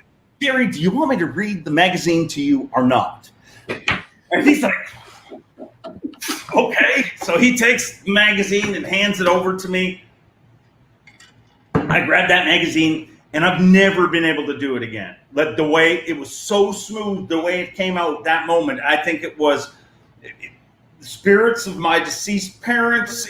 It came into my body and somehow said, this idiot needs help in life. Let's help him. So it came out of me so smooth. I was like, Jerry McInnes has been a natural leader since day number one. Early in his days playing baseball with the Oakland Athletics, to being a pioneer in producing television, whether it be through his legendary Fishing Hole show or his reinventing the way television tournaments are covered. We have it at Mercer Magazine. Under very strict confidence, he's about to make one of the most prudent decisions of his life and hire Dave Mercer to MC the Bassmaster Classic. And I swear to you, it came out of my mouth. And when it came out, I didn't put this all together. It just came together and it came out. And I'm like, oh, shit. Like, all I could think about is calling my wife on the way home in the rental car and just being like, I mean, it was going good. And you know how I get going. And so Jerry looks at me and looks at the magazine and looks back at me and looks at it again. He goes, you don't speak Japanese, do you? And I said, no, Jerry, I don't. And he goes, you'll do pretty good at this job. And that was the moment he hired me for the job. So that is awesome. What a great story, buddy. That is perfect. I heard this the first time years ago. We were sitting, Dave and I were waiting. I think it might have been ICAST or someplace. We were sitting on a bench at the airport in either Vegas or or Orlando, wherever the show was that year. And we sat there, we were just shooting the shit. And I asked him, I said, how the hell did you get that job? And he told me the story, and it stuck with me that whole time. It's a fantastic story. And you know what? Only Dave Mercer could pull that off. Oh, without a doubt. There was not a person on earth that could have pulled that off, and consequently got the job. Quite frankly, there was nothing that made you qualify for that job more than anybody else that I'm sure Jerry was looking after giving that job to. But that one moment in time when it all connected and Dave Mercer was Dave Mercer, boom, it happened. And it couldn't have happened. It goes back to that when we were kind of all saying together is that there's a lot of guys that are very talented at catching fish. A lot of people, we should say. Yeah. But there's not very many that can pull off what Dave Mercer pulls off, et cetera, et cetera. You know what I mean? There's the personality beyond the fishing ability, and that's huge in entertainment and media for sure, right? Yeah, I'm glad you put that one up. Weird time hearing that. Glad you put that one up. It's been so. Let's go through some of the questions and answers, Dave, if we could. This one was up very early today. Philip Landry wants to know about the episode when the woman was swearing and yelling at you from her dock, and was there any fallout from that? Did you ever show her the episode, and did she ever apologize? I have to admit, I must have missed that episode. Oh. I know it's strange, but I must have missed it. I'm sure you tune in every week. Go ahead. That woman, ironically, your timing's perfect because that was 2 years ago, and two things changed. After that, I was like to my camera guys, no matter how much somebody's yelling at me, never take the camera off them. Okay, just keep it going because that's magic. But she asked me after our encounter, she's like, are you going to put that on TV? And I said, only as our season premiere. And I always wondered if she saw it, but I actually fished that lake again not too long ago. And I found out she did see it. It's not as scary a story because I always wondered, what's going to happen? Is her son going to show up at the boat? You son of a... But I'm scared to talk right now, really, because I don't want to get myself in trouble. But I think we're okay. She doesn't mess with me now that I put her on TV anymore. But that might just be luck. What was the story? What was the question? What did she apologize? No, she never apologized. I never apologized. We fought. We yelled at each other. I called her horrible names. She told me I was fishing out of my father's boat. She said, she's like, you're in daddy's boat. Daddy's boat. I'm like, my dad died when I was 16. You know how old my father's boat is? She was just a lady who loved a little day drinking. Okay. And what time is it? I can't blame that woman, really. I mean, I do have a fridge in my office. Boy, I was wondering. There you go. Now tell the story. No, she's just an angry lady. And I don't get it. Like, honestly, why people that live on the water get so mad. I do get it in one respect because I know that some people, anglers, can be idiots and be disrespectful. But when I moved into the house I live in, there's a little channel near my house, and then my neighbor doesn't like people going in that channel. She probably doesn't like me telling this story either, but hopefully she's not tuned in. But so she said to me when I first moved in, she's like, I'm going to ask you to try keep people out of that channel. And I'm like, it's kind of not what I do. It's the exact opposite of what I do, right? But my theory on it always is, like I explained to her, I was like, in my old house, we weren't lucky to be on the water. We didn't have this beautiful view every morning. But what we did have is a sidewalk right in front of my house. And, every once in a while, those pesky kids, they'd come by on their bicycles, skateboards, and every once in a while, maybe they'd even play hopscotch or something like that. And I never once threw those kids off my sidewalk, and I'm not about to throw somebody fishing in front of my house out of that area, too.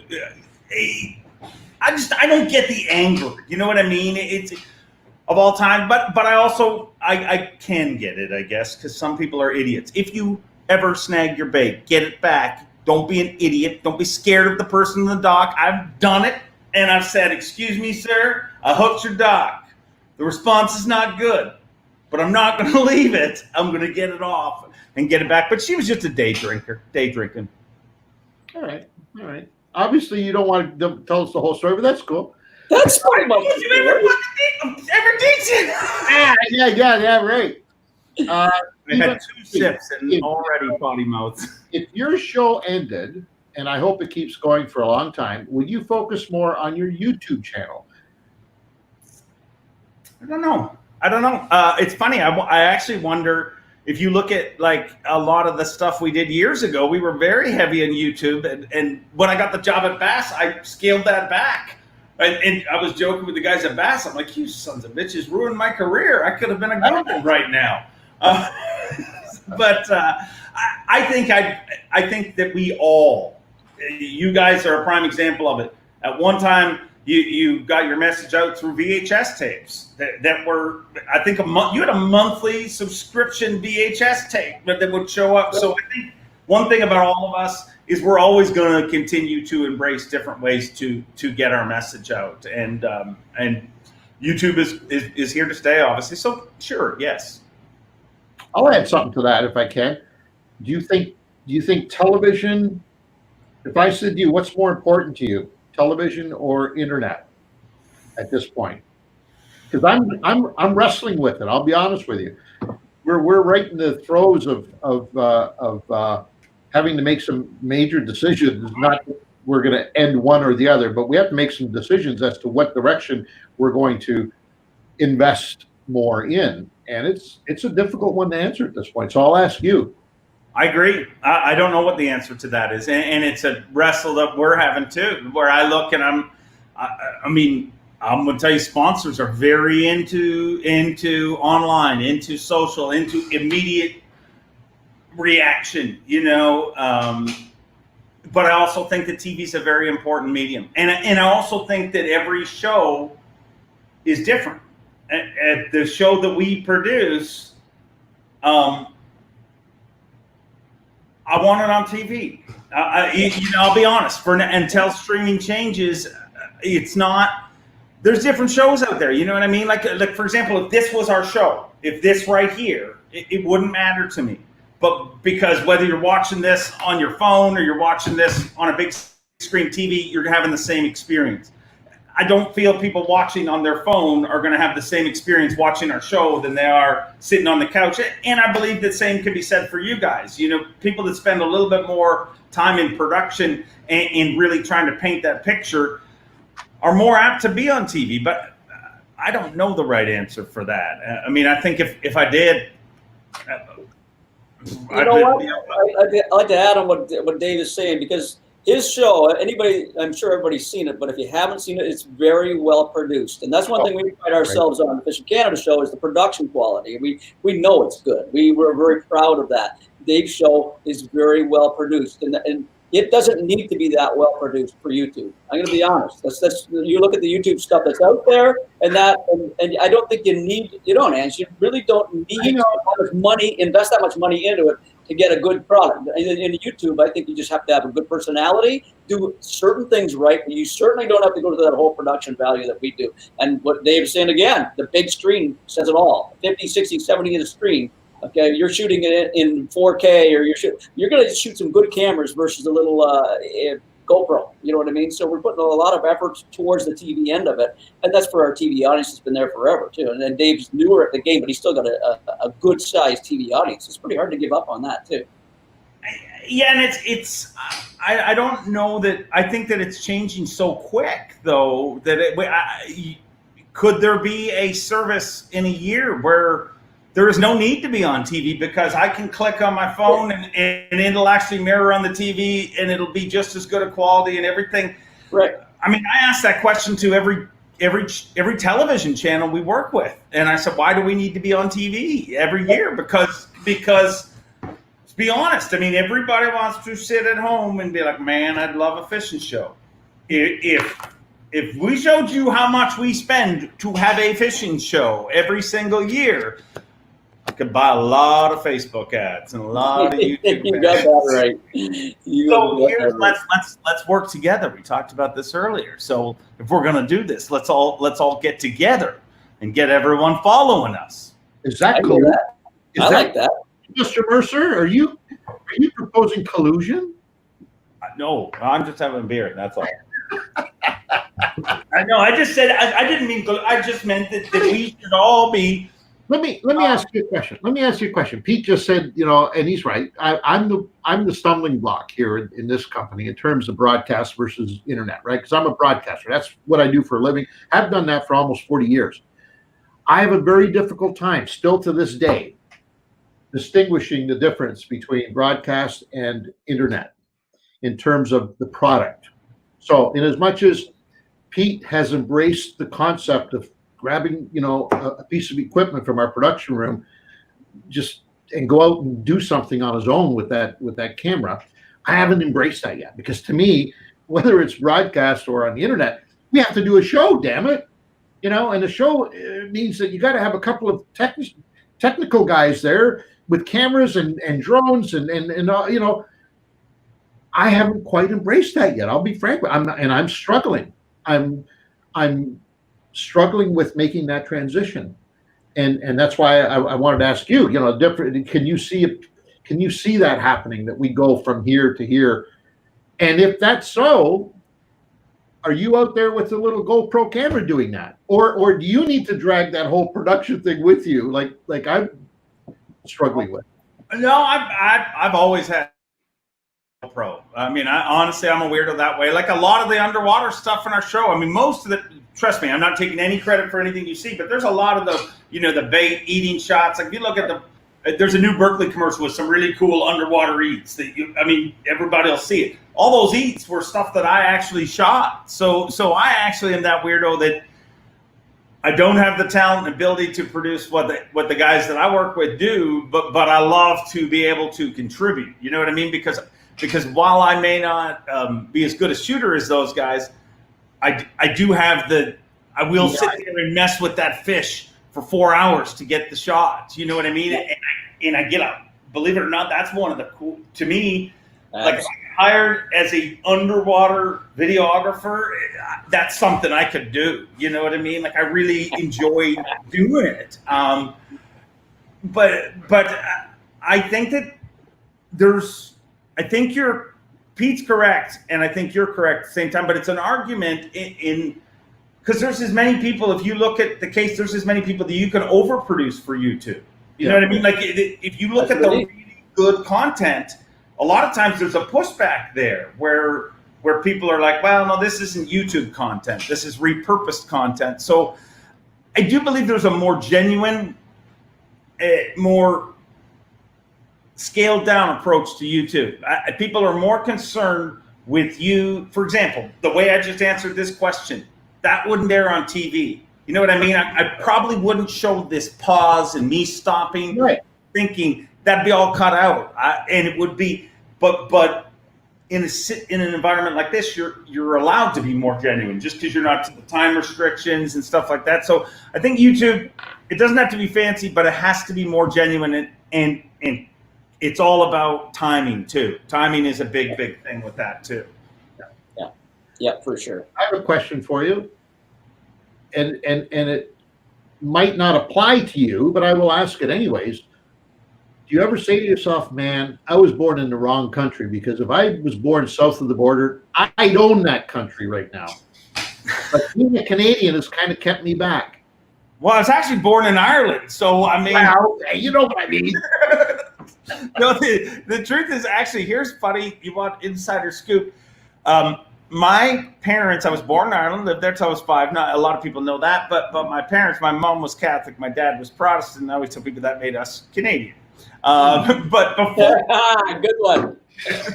Before we immigrated to Canada, we went through the whole process of applying, and my dad, applied, mom and dad applied in the U.S. and Canada, to move over. We actually got accepted in the U.S. first.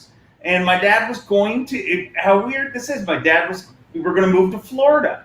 That's where we were going to, he worked in insurance and had got this job in Florida. But my dad went to Florida, checked it out before us to, do and he also went to Canada, the two places that he went to. And he he held out for Canada, and he just thought it was a better place in his opinion. For his, I bet you it had a lot to do with health system and all that sort of stuff. And there was a lot of Canadian, Irish people that he knew here and that sort of thing. And but I do wonder about that. You know, how weird and how different would it be not just to live in the States, but to live in Florida. I mean, the hotbed of bass fishing. There's been many cold mornings where I've scraped frickin' crap off my windshield that I've cursed my father under my breath. But I am a proud Canadian. I love it here. If nothing else, what it's done, and I know you'll agree with us too, and including our professional touring pro anglers, Canadian anglers that are heading, who are working south of the border, by having to do it in this country, whether it's television or tournament fishing, etc., it's made us tougher. I think we work a lot harder. I think we have to work. We have to do more with a lot less. And that's why I often think, you know, comparing us to folks south of the border that are in the same career path as us, I often think, man, I think we could kick their butts. I really think we could kick their asses. If it was a level playing field, I think we could really fare well. And I've told Roland this a million times. I've told Roland to his face, I said, you know, you're so damn lucky. I said, you wouldn't even have a regional TV show in my country. You wouldn't have a regional They gotta give you that look, huh? I want to be with you next time you tell Roland that. Oh, yeah. I just think we had to do a lot more with a lot less. And our climate has a lot to do with it, you know. Even just shooting our shows, you know, we got this little small window, and thanks to the world pandemic that we're in, that window just got this big for this year. But we'll manage. We'll get through it.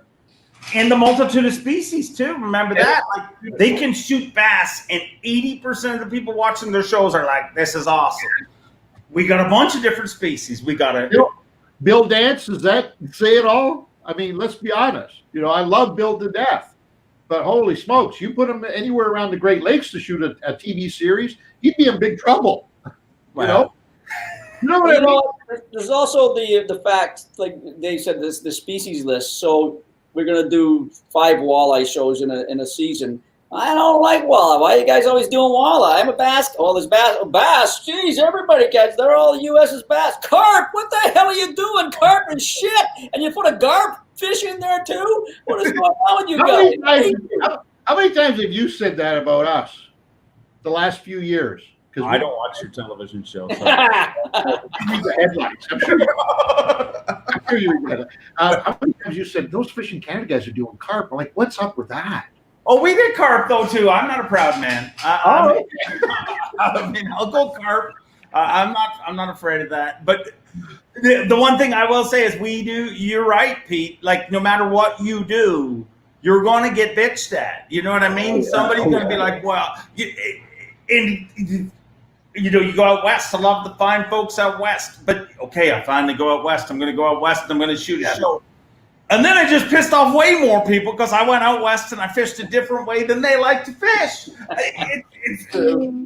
I always use the example of WFN. And you guys remember WFN when they first launched and there was 24-hour fishing. And which is really, when you think about it, it's unbelievable that that's a thing. And people would be, I don't want to watch match fishing. I don't want to watch no network. You know, I think TSN's a pretty good network, but if I tune in 24 hours a day, I'm going to see some sport that I don't like to follow. You know what I mean? I love all kinds of fishing, and fishermen need to be happier. Stop bitching so much, okay? We get the shows we get. Sometimes the ones we want to get don't bite, okay? And that's what you get. I'm sorry. Really? That is true. That is true. Weird. Don't you think it? Do you ever stop to think of how weird fishing TV is compared to other TV? Like if you look at it, we know one of our counterparts went down in a hail of gunfire many years ago for what they did on the water, right? And I'm not pointing fingers, but what they did on the water, and not that I'm condoning that. Mm-hmm. What they did on the water is what all production companies do when they're making movies. I mean, do you think Lassie really runs across the field and the light's perfect? They set a dog up and they lure.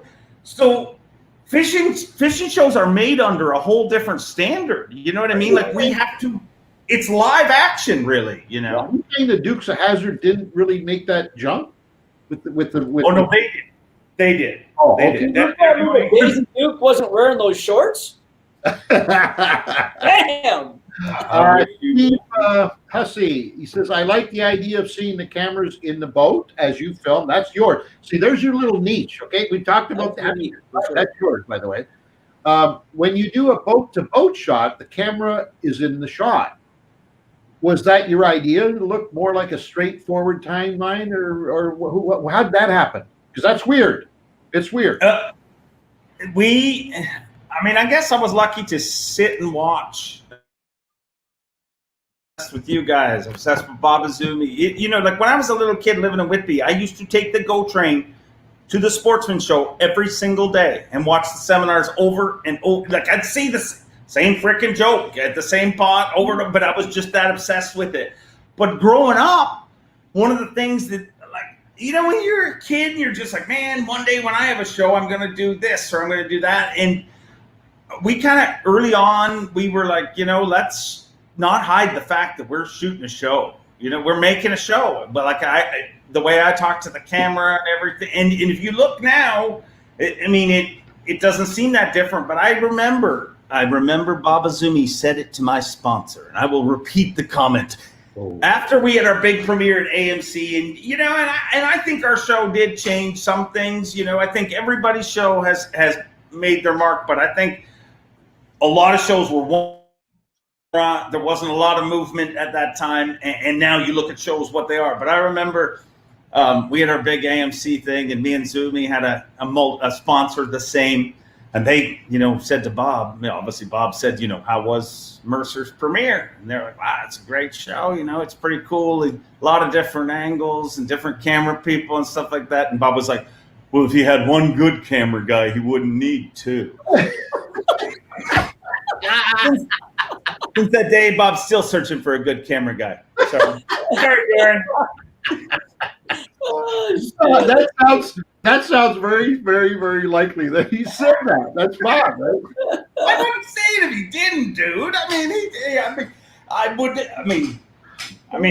don't even know if he remembers it, but that's true in life too. Like, think of that silly little flippant comment he made in a conversation, that was just probably defending yourself. You know what I mean? I'd say the same type of crap, if you're. But that motivated me so much. If I asked Bob, did you say that? He'd probably I don't even remember. It was such a non-constant.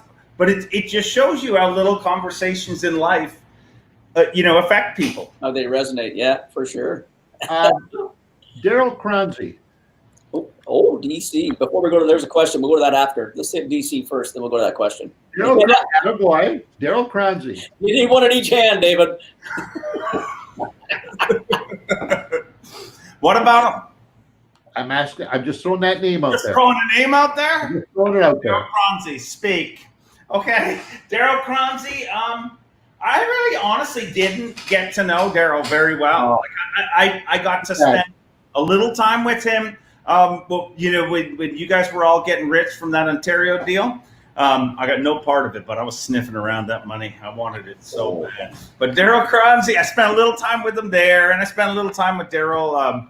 Obviously, we both worked with Yamaha, but unfortunately, I never got a lot of one-on-one time with him. You know what I mean? Like he probably would say the same thing about me. He spent time with me, but it's kind of like we spent time at a seminar together, so we didn't really get to spend a lot of time together. But he is definitely an original. Let me tell you my Daryl Cronzy story. Okay, please. We're at the 50th anniversary Yamaha, big hoo-ha it was at Deerhurst, I believe, and Cronzy's holding court, right? I mean, you guys have seen it, right? There's a say what you want about Daryl Cronzy. There is a group of people that will trample over Bob Azumi and every one of us to get to Daryl Cronzy. I mean, he's got his people, and he's holding court. He's got a bunch of them around him, and he's just having a beer. And I'm assuming he might not have had too many beers. I don't know what caused this, but it was one of the most ridiculously funny Pete, you understand. You know me and Miller suffer from the same thing. When something's really funny, no matter how hard we hold it in, we just can't, right? You gotta go. But I'm watching Kronze hold court, and he's just sitting there, and he leans his arm up against the wall while he's talking, right? But the wall was just one of those curtain partitions between the rooms, right? And Daryl Kronze went down. And the entire room turns, and Kronze's, laying on his back on the floor, but he recovered. I mean, he's the kind of guy who would get away with that. He probably didn't stop talking. He probably didn't listen to Pete.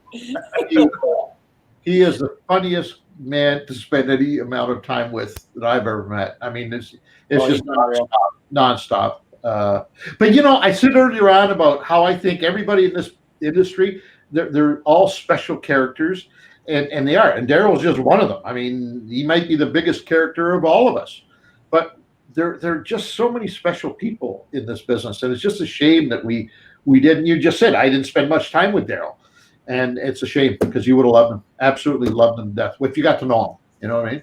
But I think some of that is due to what we talked about earlier, and that's something we can all fix. Where people spend more time, at the time when Daryl was still producing his show, and when he was around at trade shows and that sort of thing, I'm sure he didn't want to become buddies with me. You know what I mean? It really, that's just how it is. I was a new guy, right? And I've done my best to try and not feel like I did feel that a lot coming up. I'll be honest, but I've done my best with guys like Cooper Gallant and some of the, there's so many. We need more people to continue promoting our sport. There is nobody, I don't care who they are. Daryl Kronze might be the most entertaining guy ever, but not one person can promote this sport. And the more people, good, talented people we have working in it, the better. Yeah, good point. What was that question you had up there, Mike? There it is. Can we get some tips on fishing? Oh! Wow! Go figure. Oh, you want to talk fishing? You came to the wrong webcast, people. People stopped asking me fishing questions years ago. Once I started talking about taking cranks on the water and stuff, that's all anybody wants to hear about. Pete knows. Yesterday I had to take the afternoon off because I had some folks at my place repaving stuff, right? And the first thing the paver comes up to me, he's got, and it's like 40 degrees out there. Like it's sweltering. Nobody should be out working out there. And they're dying out there. The boss comes in. I thought he'd pull up with a cooler full of ice and water for the guys, and they're sweating. He just runs right over to my place or into my garage where I'm standing watching this whole thing unfold. And he says, I got a cottage up on Pigeon. What can you tell me? Water. Are you kidding me? Those guys are dying out there. You want to know about Pigeon? Oh, God. You got Dave Mercer on here, and you want to know about fishing? Good God Almighty, man! No, actually, ask us a specific question. If you want to know anything about fishing, you gotta work for it. You gotta earn it. Give us a question to work with. How's that? Well, that was, that was not bad though, because he's right. That question, the sweltering heat. Let's be honest here. Right now, things are changing, and it's. I'd say be more careful about yourself with heat exhaustion because the fish aren't as affected by it as we are. That water temperature is slowly rising up, but it's not the same as our air temperature right now. These fish are not swimming around in 34-degree water temperature. They're swimming around in 72-degree water temperature. And let me tell you something about, let's say, walleye, for example. Walleye, let's take the Bay of Quinte, for example. The weed walleye in the Bay of Quinte right now are getting better than ever. With this heat, it's building the weeds up. Those fish are getting so active right now, it is helping. If you can get out there and be safe with that, it's not hurting the fishing at all. Yes, there's going to be some moments, maybe it's shallow largemouth or shallow smallmouth, maybe. But last weekend, Ange, I told you about, I was out on Lake Ontario in the shallow smallmouth. They were whaling. We nailed fish left, right, and center. It was hot as hell out there. So this heat is not as bad as you think on fishing. How's that? Very well done. I agree too, and I think it's more, and it's getting less bothersome. I mean, what are we, 9 days in a row at 30 degrees? Yeah, it's all about stability. It's not, people get stuck with whether it's too hot or too cold. It's stability, right? So these fish are getting accustomed to it now. But simple as we've been finding, I mean, Shallows are a lot tougher outside of key bite windows. Really, you want to turn the odds in your favor when just look at what they do in Alabama. How do they catch fish all winter? They go, or all summer. They go at night. You know what I mean? They go in the more comfortable times just for them as well. But I do find it is a lot more important if you want to have a better trip. With these conditions, it's a lot more important to get up that hour earlier and get out there at first light, or maybe stay a little later until last light, because things do get easier at those times. I mean, the lakes just come alive. It's wild. Absolutely, and it's more comfortable. And let's be honest, what Dave would maybe specific to what Dave's talking about as a topwater bite. Let's be on a topwater bite. If your intention is to go topwater fishing, don't do it in 10 o'clock in the morning till 2 in the afternoon in the heat like this. Do it in that morning, that nice, bright, early, good morning light and that late evening light. So it makes a difference in that way. I think I do watch my Garmin units a lot. And in the middle of the day in deeper water, I think bait fish, they react a little different, but they don't go away. And let's be honest, from here on in through the rest of this fishing season, big fish are following bait. They're following their food. That's all they're doing. Spawn is over. That's the only other thing they think about in their life. So now they're following bait. If the shallows have no frogs in it, no perch in it, no sunfish in it, they're not going to be in the shallows. You watch schools of perch. Now, perch is huge in any lake, in Canadian water, probably in American waters too. But in Canadian waters, you watch perch, and you'll see schools of perch floating around. And you can surely bet your butt that there's going to be game fish of all species around these big balls of perch. The small 2-year-old, 1-year-old perch. You find the bait like that, they don't stop eating, folks. So yeah, you get out in the morning and in the evening is good, but they don't stop eating. That's why you can tempt a fish in 35-degree weather temp, and you're throwing a worm out there and it drops down, and all of a sudden, wow, he bit in this heat. Why?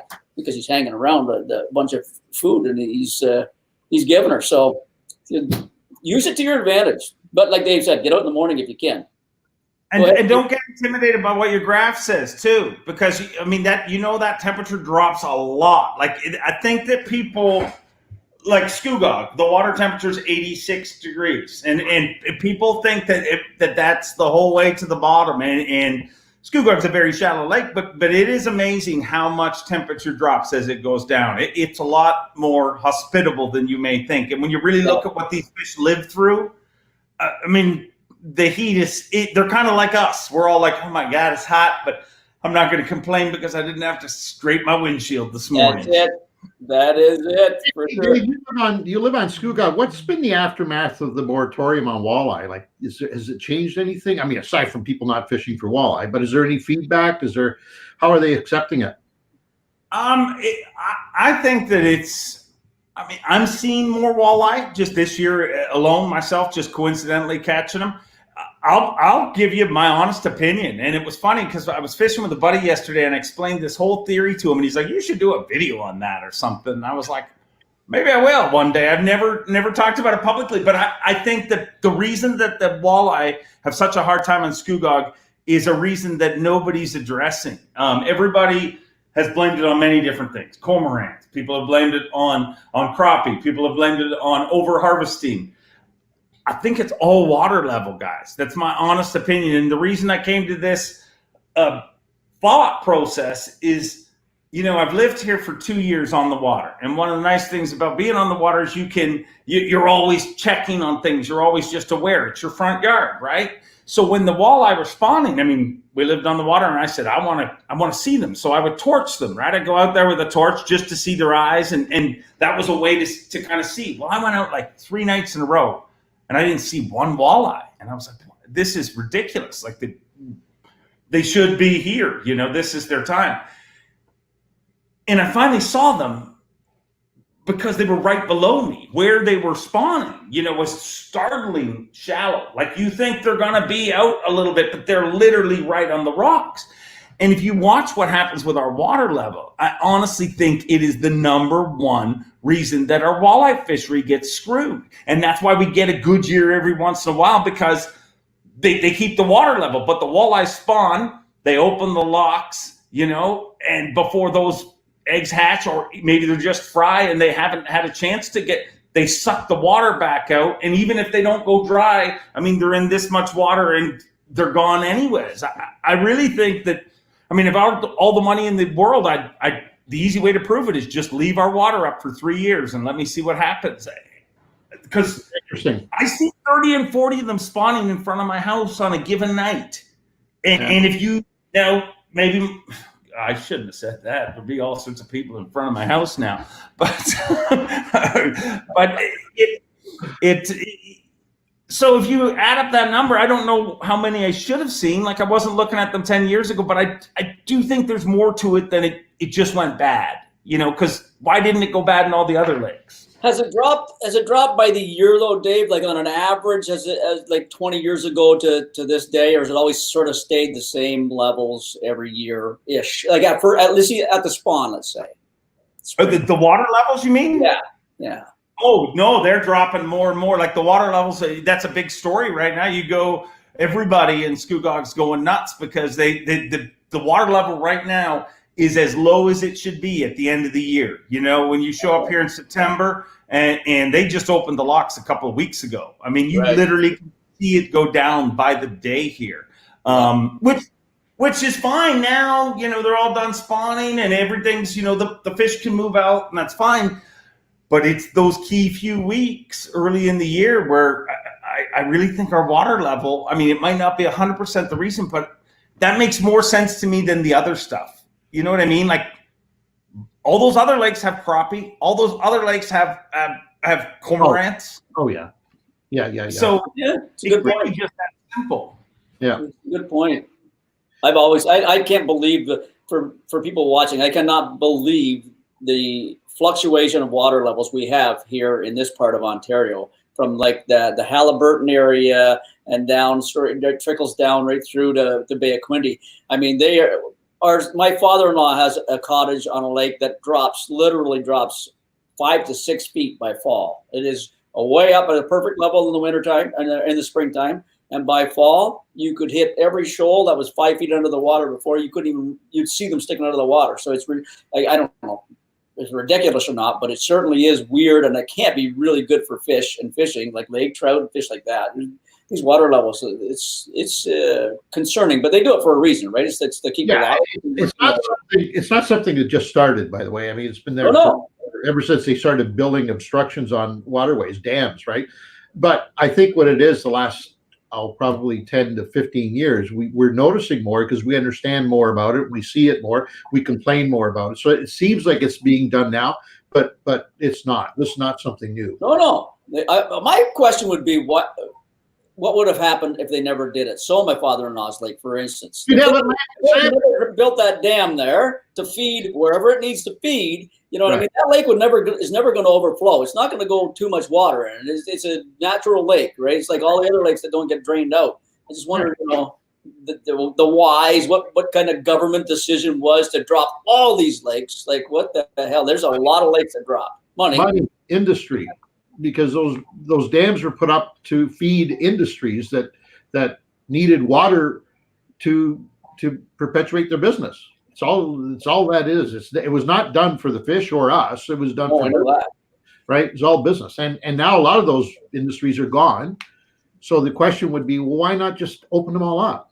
Right? That would seem the easy thing to do. We've seen a lot of dams that are just out in the middle of nowhere.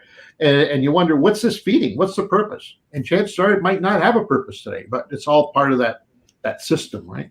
But it is what it is. Fish never comes into it, though, for the most part. I mean, I really don't. I think if we're being totally honest, that's one thing that I'd love to see change. I mean, we have the biggest overabundance and wealth of outdoor resource in Ontario, of anywhere I've traveled in the world. But we're also not the best at managing it. You know what I mean? Like you look at Scugog, they let it get.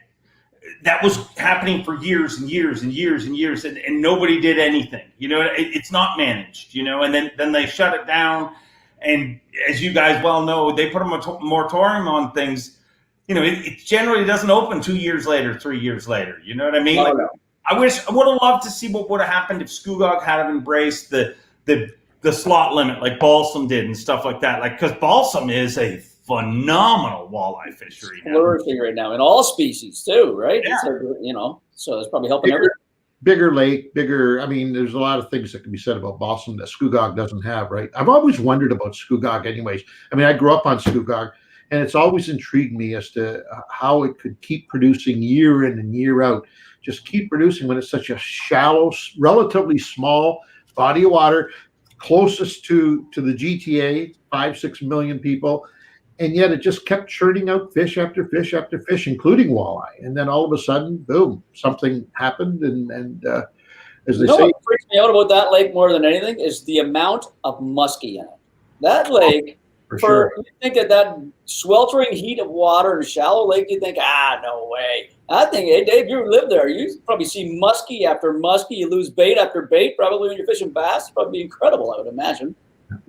Oh, there's tons of them. I mean, it really is shocking, and it's over, I don't even hardly ever fish for them. You know what I mean? Like actually go fish for them. You catch them coincidentally, but it's an incredible muskie fishery and hardly targeted at all, really. Like when you look at, there's a handful of guys that hardcore muskie fish it, but outside of that, it flies under the radar, and it's a great muskie fishery.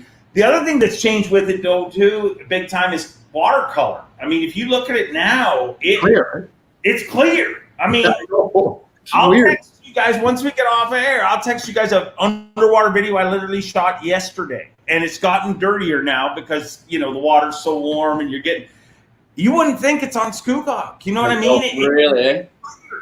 I took my grandson out 2 years ago on Scugog. He had just learned how to bait cast on shore, on land. And so he wanted me to take him out in the water and try it. And I said, sure. So we went up to Scugog, and I hadn't been on Scugog for years, Dave. And I told Pete this when I almost freaked out. I went out to the mud flats, and it was crystal clear. The water was like tap water. So something happened. Like, what are they saying? What caused that? Well, I mean, there's a lot of zebra mussels in all of the Kawartha lakes, obviously. So that's a big reason.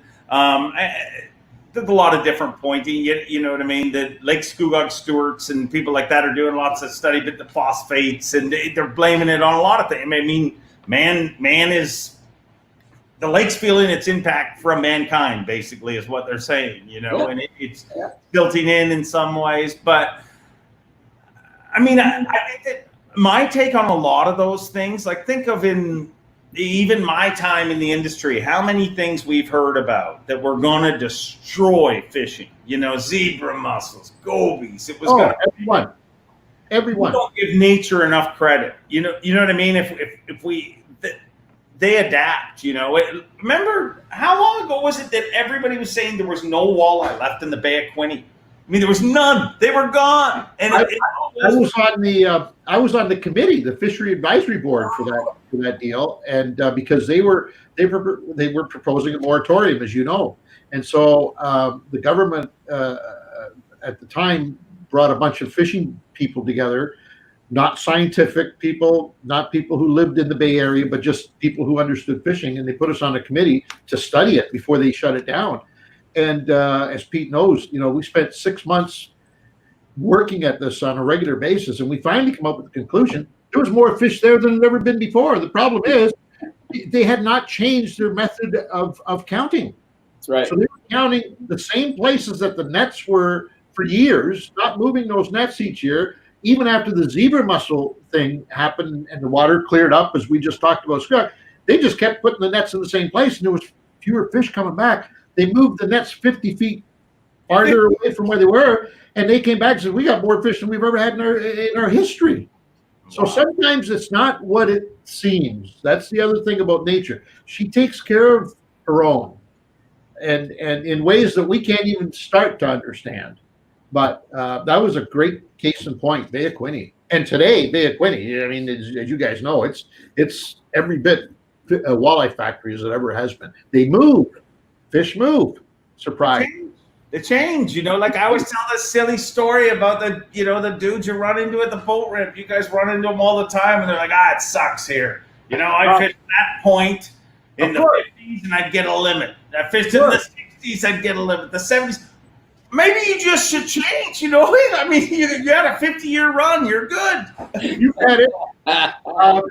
Ken Johnson, Bay Quinte, deep water for walleye this time of year. Has Dave ever fished the Walleye World Derby? And how did you do the Walleye World Derby? I did. And I believe Mike Miller was involved, and maybe even Stephen Bates. It was a train wreck.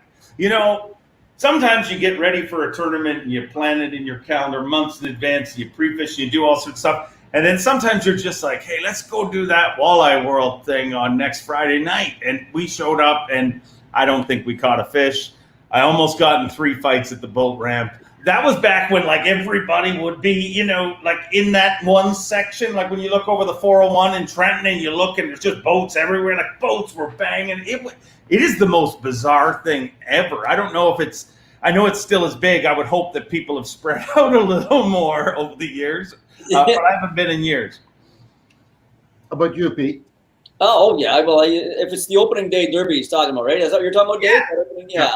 Yeah, my dad and I used to do that constantly. My dad and I and Ralph Jackson and sometimes Mikey Burse. And we did it more as a get-together. It was the first opening day of the year for getting in the boat because it was always a week earlier and everywhere else too, right? So ours was, we never hardly ever weighed a good fish. We always bought tickets. We hardly ever weighed a good fish in it. We got big ones, but you catch a 9-pounder and get laughed at. So you just throw it back, right off the bat. I'm going to get laughed at with a 9-pound walleye, and you did. You got 8s, 7s. We had melees going on. But I'll tell you what, best fishing memories of my life. Those weekends, that opening weekend with my dad and Ralph Jackson, those two would be drunk when I got up there on Friday night after work. And then I'd get a few beers, but I'd be serious about, guys, I got to get up. I mean, we got to get up in the morning and fish. And they'd get up, like they're 2 old school guys. They'd get up, hangover or not, they wouldn't care. And we'd go out and we'd just have the best fishing weekend, and come back and you'd fillet up your small ones that you got, and et cetera, et cetera. So fantastic. But yeah, I've fished it before too, Walleye World. So I was just handed something to read to you, so bear with me because I don't have full understanding of this. The headline is Port Perry, Ontario, Canada. Mm-hmm. Professional angler and Port Perry resident Dave Mercer has been tabbed to host an upcoming reality-based Celebrity Bassmasters television show that will feature professional anglers paired with celebrities in a fishing competition unlike anything in television history. What am I reading, Dave? When was this put out? You're reading that was a Fremantle, obviously a huge production company. That was one of what many call in Hollywood a development deal that I signed with Fremantle, which I was super excited because Fremantle is like Big Brother and everything. Like if you start really paying attention to Fremantle, like just in the next week, just that little section at the end of the show where it comes up, Fremantle's everywhere. They're a mega company, and they had this idea of it basically Dancing with the Stars, but fishing. To be honest, I thought it was such a bogus idea. I will be honest. When I heard it, I was like, it's Fremantle. It's like a legit Hollywood production. Like these guys want to do something really cool. And ironically, they actually got a cease and desist from Bassmaster during the process because the name Bassmaster in their thing. I obviously wasn't working with Bass at the time, but it never really got picked up.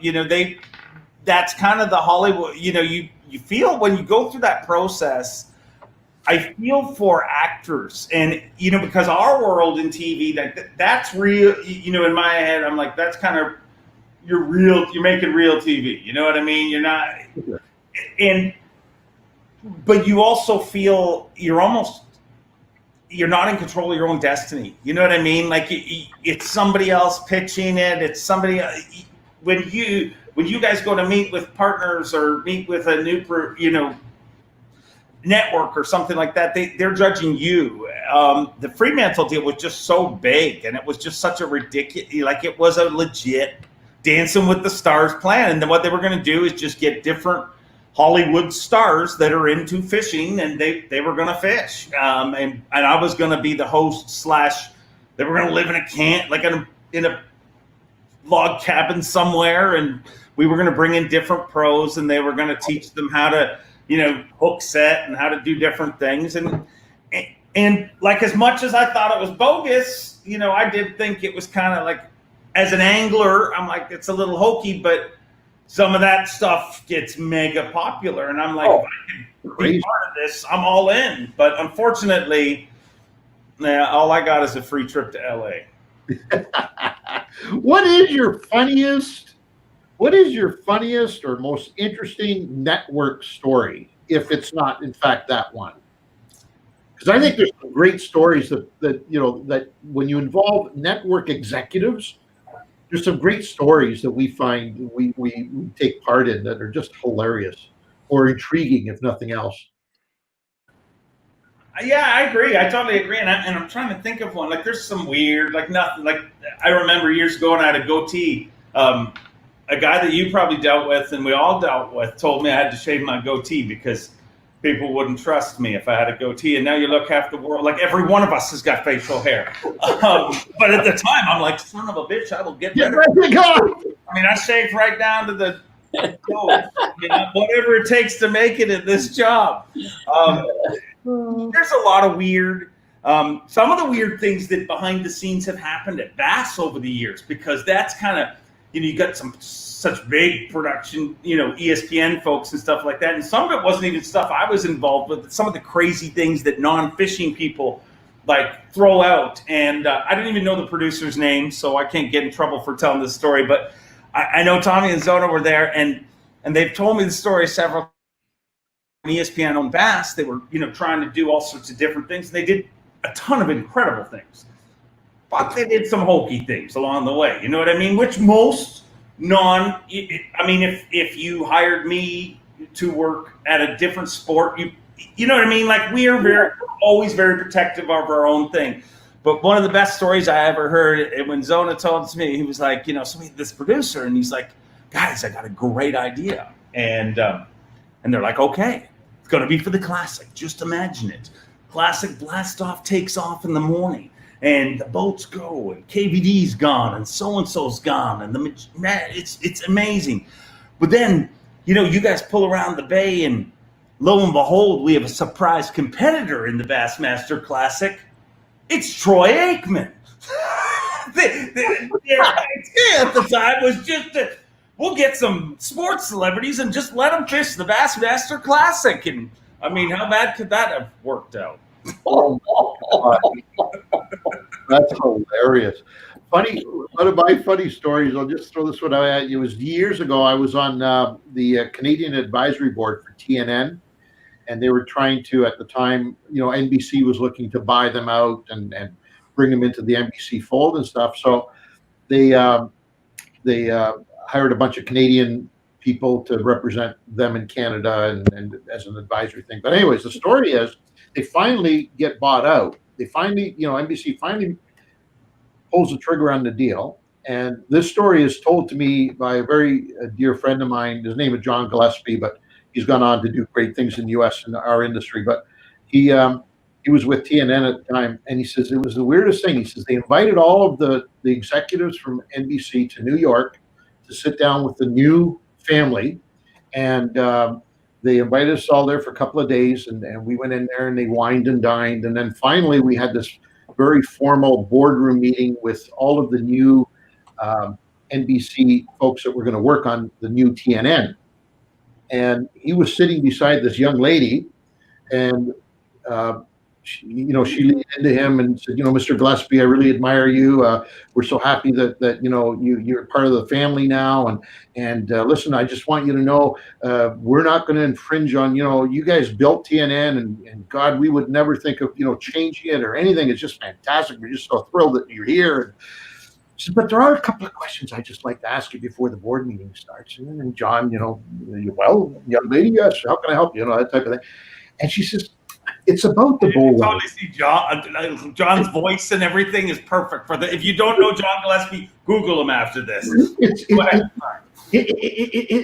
about the bull riding. You've got this, PBA association, Professional Bull Rider Association, it's wonderful, and we're great, grateful that it's now going to be on the network. But we were thinking, just the other day, some of my colleagues and I were thinking a couple of things. First of all, we don't get the clown. Like, what's the connection with the clown in both?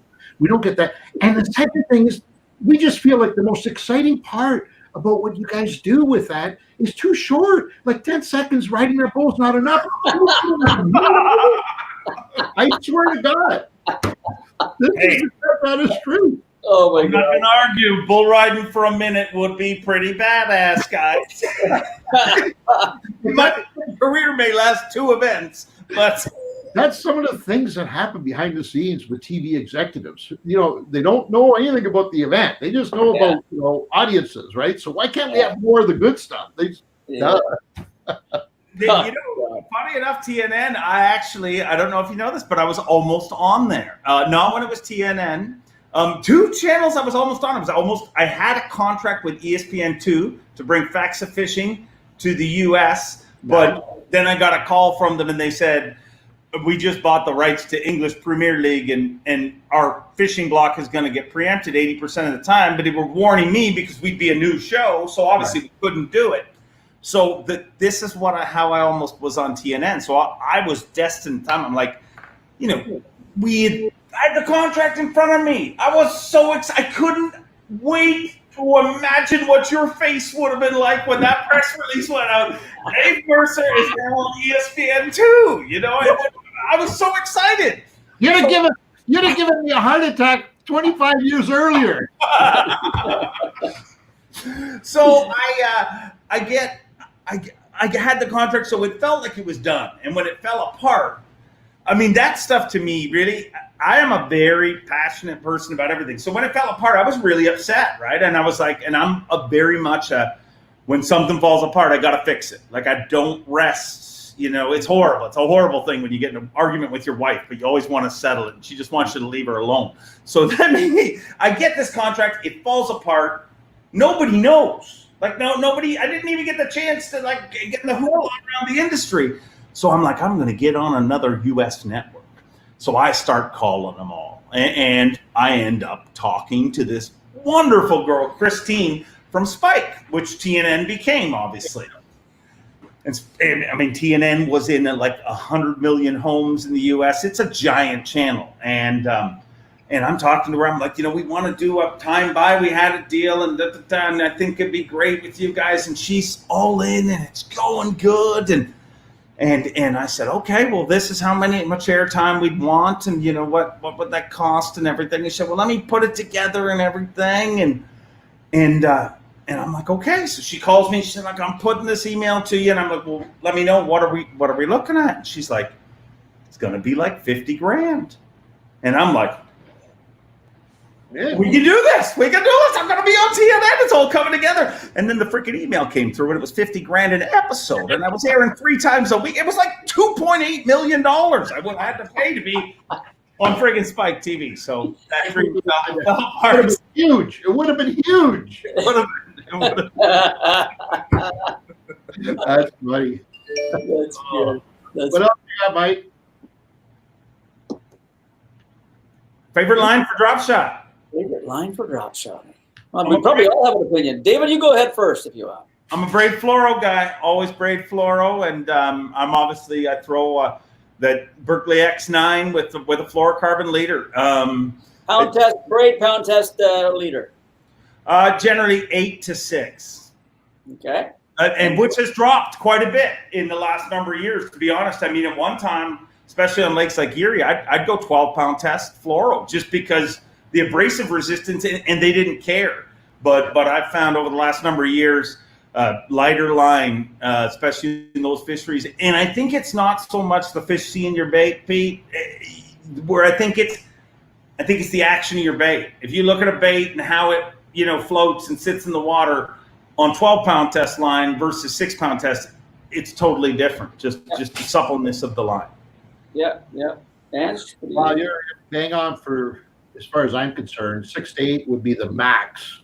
I get a little concerned at 8, but sometimes you have to do what you have to do, right? And fluorocarbon definitely. How much leader material? I'm going to ask you one on behalf of the the person who just asked that question. How much leader do you need, in your opinion, when you're drop shotting? Is it 3 feet, 10 feet, 12 feet, 5 feet, 6 feet? Like, what's your comfort zone with the length of your leader? 16 feet. Just because it's a number. Honestly, I do like a few stretches like that, which generally, is between 12 and 16 feet. I have measured it. And the only reason I do that is just simply because it allows you to retie a bunch of times. I mean, if you start with too short a leader, and I think the more leader you have, the easier it is for that bait. But there has been times, and it drives me crazy. One of my best friends on earth is Simon Frost, who I really think is a mastermind when it comes to Lake Erie, and nobody would argue that. But I've had times where he's out there and it's really flat, like I'm talking pancake flat, Sometimes a straight floral will outfish a braid floral, which it drives me. And here's my theory on it. I think, and I want to hear your theory, I think it's sound. I think that the braid at times may make sound under the water, or the connection between those two lines. Because, I just can't think, if you've got a 15-foot leader, that they're seeing the line. You know what I mean? I'm gonna throw this to my colleague. I'm gonna throw this question to him because I know his philosophy. All right. So Dave and I just said we use 8-pound leader material, floral, tied to, I'm going to assume for the most part, a braid. Okay. That braid is in all cases, the braid is far greater than 6 to 8 pounds. Right.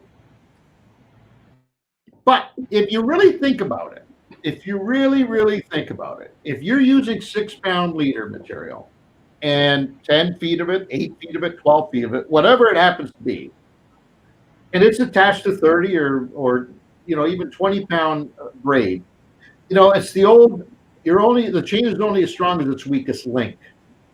Why put it on braid, period? Why not just use all fluorocarbon, 6 or 8 pounds? Why do you have to tie it to braid? Well, the obvious is the stretch factor. So fluorocarbon still stretches. There's no doubt about it. Mono stretches the most. Fluoro is next. Braid doesn't stretch.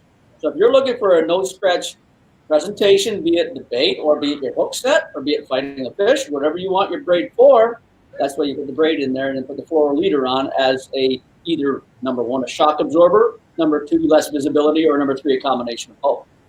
To me, I run straight braid on some rigs still to this day, but I run straight fluoro on some rigs, but I often do the braid fluoro, like Dave said there on the drop shot. So there's a reason. They're tools. Everything is a tool in that tackle gear we have. Everything we use, we do it for a reason, right? You don't just do it. Oh, you know what? Dave Mercer does this and that, so I got to do this and that. No, Dave does that for a reason. He does that for a reason. You got to figure out why yourself. So that's my take on it. And I'm changing my drop shotting this year, Andrew. You're going to see. You're going to hate me even more.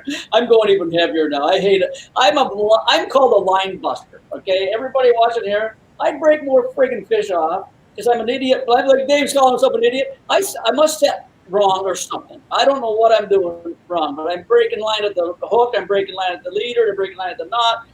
So I'm going to go smallmouth fishing with 30-pound braid on a 20-pound fluorocarbon. Piss on it.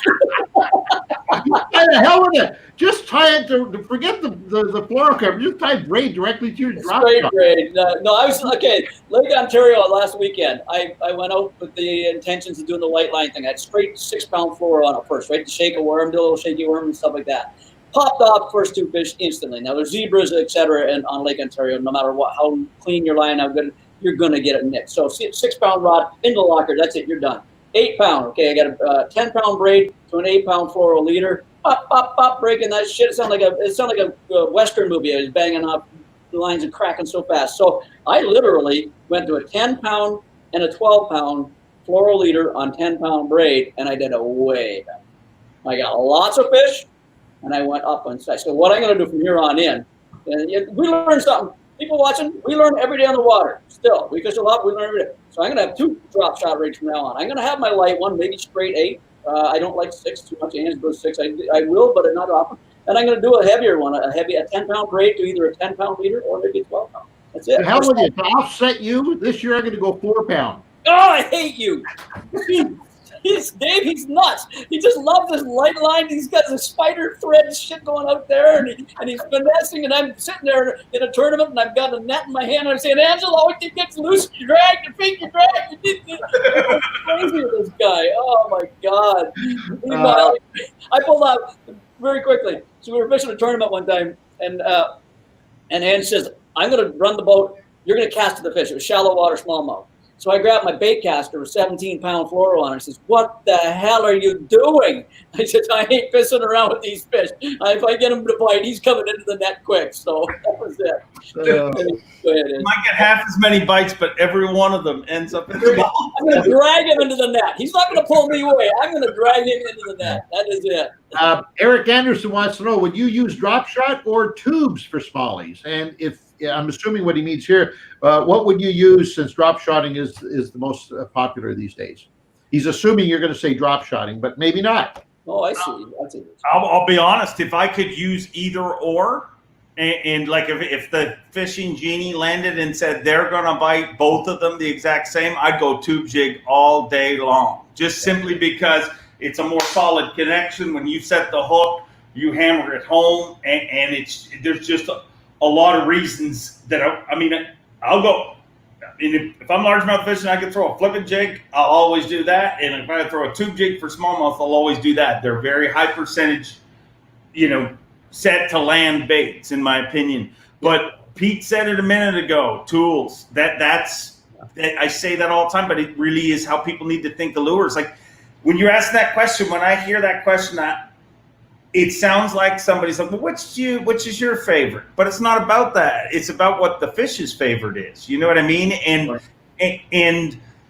where the tool is most effective. So I will throw tubes as often as possible, but there is times, especially warm years like this, that a drop shot's going to be a major player because you get that little slime across the bottom, and you can't throw a tube, but the drop shot allows you to do that. So I'll use whatever tool I feel is going to give me the biggest advantage. And that's honestly, in my opinion, no matter what you're fishing for, how you need to think about it. A spot, you get to a spot, whether it's a flat, whether it's a point, it doesn't matter what it is, whether it's a boat dock.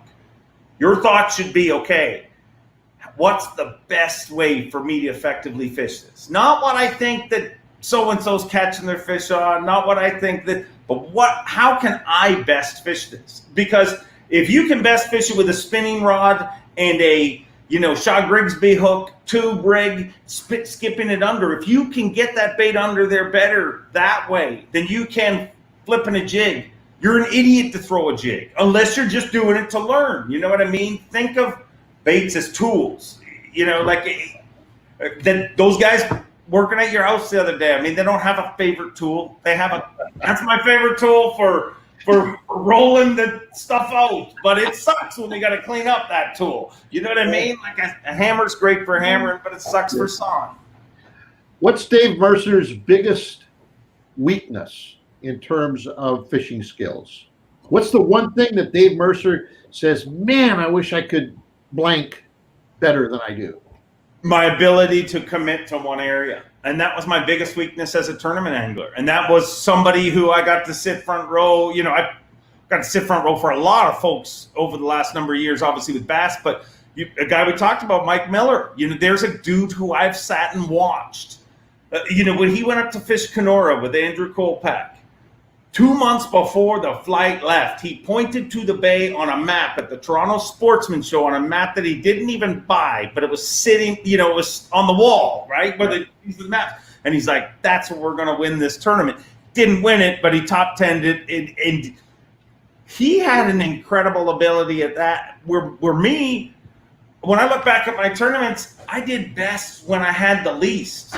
The more I had, the harder it is for me. And if you've watched me for the last little while, I think it's pretty easy to see, personality-wise, why that is. I'm always kind of all over the place. So it's always became hard for me to remove all that and just focus on one area. Believe me, I understand that. I fished with my brother Reno for over a decade in tournaments, okay? You got nothing on him.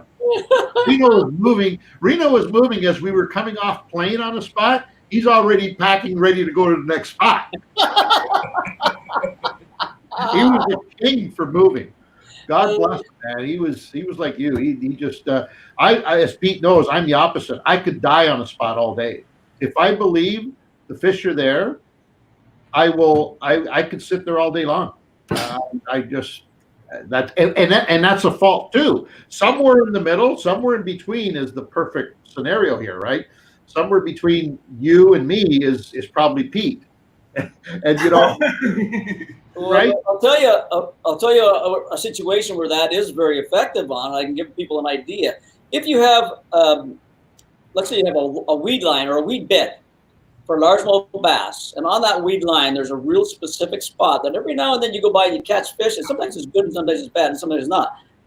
It's consistent every year. So that's right there where you need the Dave Mercer and you need the Angelo Viola. So what you do is you go into that spot in the morning, you fish for 15 minutes. If nothing's happening, you go to another spot. But you don't leave that spot out of your rest of your day. You come back to that an hour later or 2 hours later. You fish for another 15 minutes, go somewhere else. Come back and do that again, and all of a sudden, boom, they're on for 20 minutes, and you just put 20 pounds in the boat like that, and you go take off somewhere else. That's the way you do it. That's the way a lot of guys, that's what good anglers do, and that's typical in fishing, especially a largemouth bass bite, where they're just going to bite, they're going to feed for a little window, whatever reason it is. You can't predict it. Maybe the day before you saw it at 12 o'clock, and you go back at 12, you could do that. But that's where you need the best of both worlds to do it that way. So.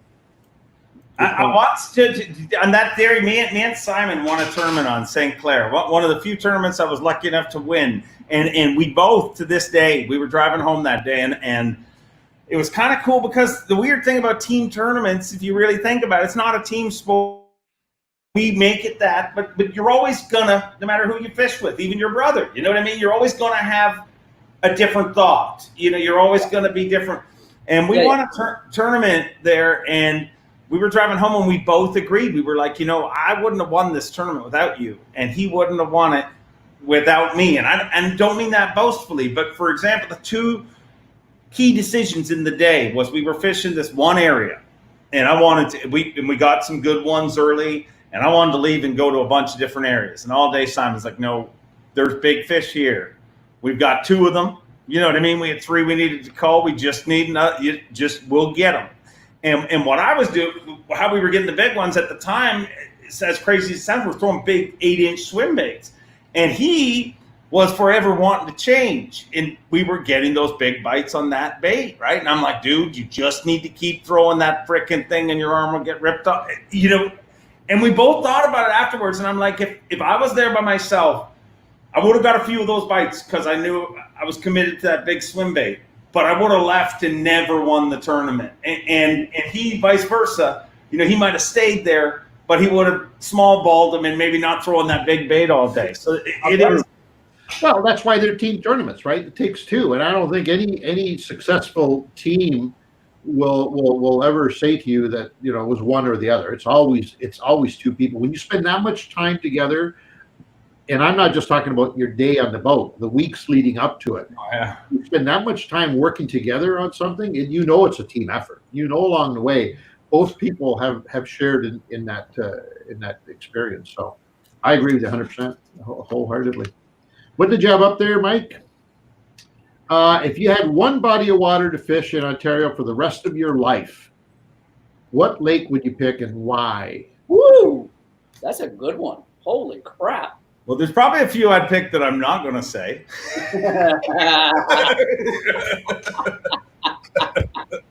No, I'm going Erie. If I had to pick one, I mean, that to me is and to be honest, we were very close to moving to Erie when we moved to here. You know, it was between Scugog or Erie. Like I thought about moving up because with everything I do with bass, there's a lot of reasons that you could fly to Buffalo and you can fish Erie all year, the Niagara River. I mean, it's phenomenal. I mean, really, if you look at where you can live in Ontario, you can open water fish in that part of the world more than anywhere else. You know, like in Ontario, anyways, just because of the river and everything. But because of family, we didn't want to be moved too far away from my wife's family and that sort of thing. So we're here on Scugog, and obviously I love it. But if I had to pick one lake and they said you can only fish it, there's no way I'm picking Scugog. You'd friggin' shoot yourself. I mean, you'd go nuts if you were stuck here forever. But Erie is the one for me. Leo Stakos, Fish TV. Suffering, suck at that. What about him? That same as Daryl Prodigy. I love that. What was that Hollywood reporter that used to ask questions like that? He went to Woody Harrelson, talk about him. Leo Stakos is I don't know Leo real well, to be honest. He grew up with you, right? You guys pretty much. I'd say he came around the same time, but we definitely didn't. I didn't know Leo before his TV stuff or anything. But I will say one thing I've always said about Leo. Well, they do a tremendous job at promoting fishing to kids, and a lot of the stuff they do at the people. And I've said this always. People can say what they want. You know what I mean about the Raptor dance chicks that they have in their booth to create excitement and stuff like that. They're creating excitement, and that's the key. You know what I mean? To me, that's great. And I don't know him that well, but I do think that that he's an incredibly hard worker, obviously, because of some of the things they've accomplished. Okay, just thought I had to ask you that. Can I just throw out names to you? You can do anything you want, buddy. Anything you want. Maybe me thinking there. You know, it's funny you say that as you guys are talking like that. It's funny you mentioned Leo too, because in my opinion, as I heard Dave and I got thinking about Leo myself, he's very much in my books the same as Kronze was, in that I didn't like him at first until I got to know him. Like, Leo was very not abrasive. He's just very in your face, very outgoing. But he's the funniest friggin' guy you will ever meet. Like, one-on-one with Leo, if you don't laugh with Leo, you have no sense of humor, because the guy is hilarious. Now, there's a point where you're gonna have to say, well, okay, whoa, I gotta step back, Leo, take it easy on me, please, like that. But at first I wasn't sure about him, like I thought, but now the guy, I'd love to go have a beer with him in a minute right now. You know what I mean? One of my dreams, and it'll happen. I'm very confident that we'll make it happen.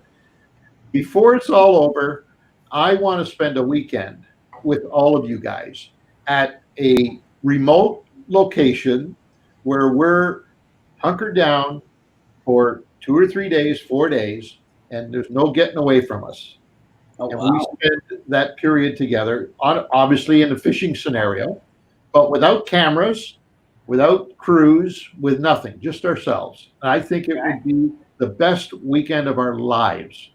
I mean that, and I'm going to see if I can make it happen, bro. I'm just going to tell you, I've had some good weekends. I think it's great. I think it'd be absolutely great. Yeah, there'd be some ruffling of feathers, and yeah, there might be some moments, but I think it would be the best time of our lives. That would be funny. Who do you think would be the hardest to get to come? Bob, without question. Why? Why would he be hard to convince? Well, okay, so now I'm going to do the reveal thing, right? Because through the years, I've reached out to all of you guys, and we have worked together on various projects. The most difficult one to always convince that it's for the betterment of the industry or the group has been Bob. And now, whether it's Bob or Wayne, I don't know. I can't really say.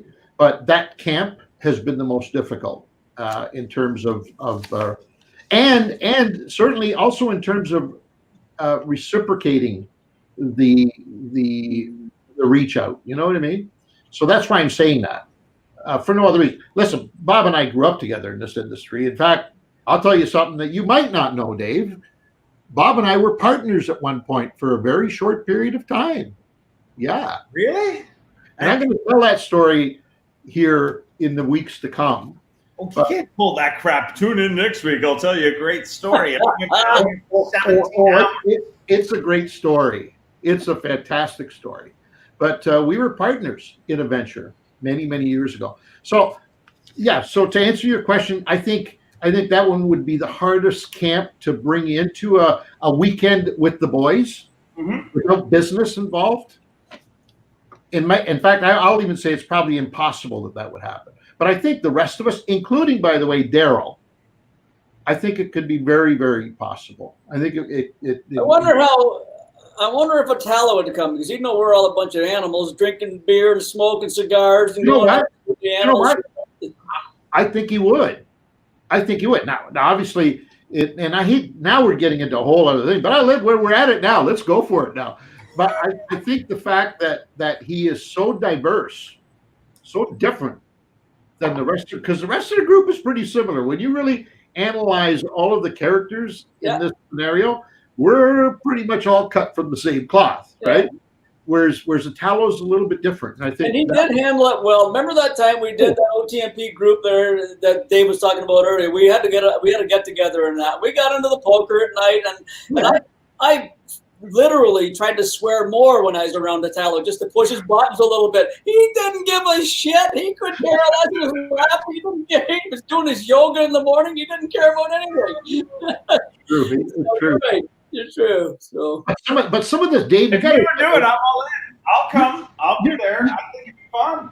You got to be intrigued, because the possibilities, the storytelling that would come out of that group, would be like, it would almost be a shame that you're not recording it. You know what I mean? Because some of the stuff that would come out would be phenomenal. Phenomenal.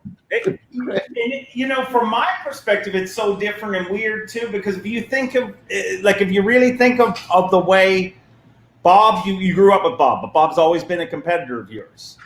Every one of my competitors, for the most part, the guys we're talking about right now, anyways, were guys I grew up idolizing.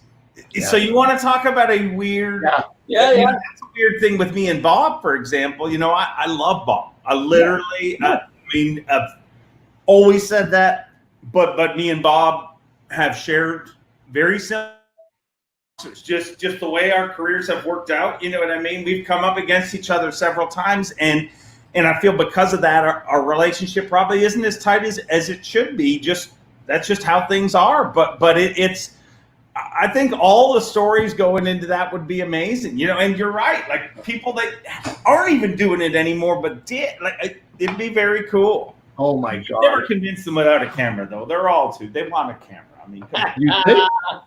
I don't care. I mean, to be honest, I don't care. I hate how I look or sound on camera, so I don't need a camera, but I feel that to convince our entire industry of television. I just thought of something. Why not do it for the camera? Maybe. Why not? I know what. I'll contact WFN and talk to Mark and see if they want to produce it. I think it'd be great. I tell you what, I don't know if Dave remembers this. I spent a weekend with Dave Mercer, Mike Miller, me, I think Batesy, I can't remember who else, in Merlin Park. Remember that, Davey? We were down there for a weekend. I do remember that. You had a bunch more guys like that. She's going to be a complete shit show, because that was already a shit show. That might have been one of the weekends I was talking about when I said I've had some pretty good weekends. That's right, baby. It was, buddy. Shoot. Anyways. We could go on obviously for another 10 hours or so, and I would love to, but I think it's time for a lightning round. Peter, what do you think? Sure, let's do this.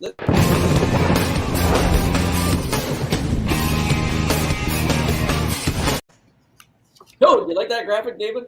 I'm intimidated. Of all people, you are going to ace this so easily, because you are the epitome of lightning. There's no doubt about it. Okay. Before we start, can I just wonder how this all came down? I'll tell you what we'll do. We'll get him in there. We'll interview him for about 3 or 4 hours. Get him real tired, full of beer and such. And then we'll throw that lightning round at him. You got it. You got it. It worked. All this is, baby. Ding dong, ring a ding ding ding dong. There you go. You got the moves. All this is a series of questions that Ange and or I will just throw at you. We want one-word answers, or yes or no, or just the most brief. They're real easy to answer. Just things that people will know. Some people don't care about. Whatever. Okay. Okay. Ange, you want to start? Or you want me to start? No, you go ahead. Okay. I'll start with a serious one. What is the largest cash prize that you have ever been a part of giving out at a bass tournament? What's the biggest check you've seen go to a guy? $500,000. $500,000. That's US dollars. Yes. Right? Yes. It's $1.5 million Canadian. Yeah, can I stop you for just? Can I stop? Did you think when you were handing that check out? Did you ever say? Come on, I know, Dave. Did you ever say this should be mine? Why is this not mine? No, I don't feel like that. I'm just like, oh my God, I can't believe they're even letting me touch this thing. Okay, what is the biggest largemouth bass in Canadian waters for Dave Mercer? 7 pounds, 2 ounces. Nice fish, buddy. What is your favorite wrestler of all time? Because I know you used to be a wrestler of all time. Used to be. I'm obsessed by it. And during the COVID, my daughter got into it. So Nice. I'm going to go. I mean, it's easy to go Hogan, go whoever, but I'm going to go the Repo Man. No! Repo Man! Who would Dave Mercer rather take fishing? Trump or Trudeau? Gotta pick one. I'm taking Trump. I got to be honest. Good answer, brother. Good answer. I feel like, yeah. Who is the greatest bass angler of all time? Kevin Van Dam. Kevin Van Dam. Okay. If Angelo and I had to share a boat with a person for the ultimate funniest day on the water, would it be Dave Mercer or Mark Zona? Mark Zona. Mark Zona is He's a lunatic, isn't he? oh, he's a lunatic, and he's incredibly entertaining, incredibly funny, and he has an incredible talent that I wish I had to bring stuff out in his guests. You know what I mean? Like if you look what guys like Greg Hackney and Van Dam and stuff that are just like stone faced. He brings their true child out in them. So he really is a very entertaining. I'm sure your fish with it would be a great day on the water. I can imagine. So, if Dave Mercer could only keep one gig, would he keep Facts of Fishing Television or Bassmaster MC? I don't know. That'd be the hardest decision of my life. Or not. I mean, outside business wise, it would be. I honestly can't answer that with I don't know. I have to answer that with I don't know. I hope I never, ever have to make that decision. Okay. I knew it was going to be a tough one for you. So, Last one from me, Ange. 5 years from now, who will have accumulated the most points and monies won? Corey Johnston, Chris Johnston, or Jeff Gustafson? Oh. Seth Fighter. Not counting. I'm gonna go. Yeah.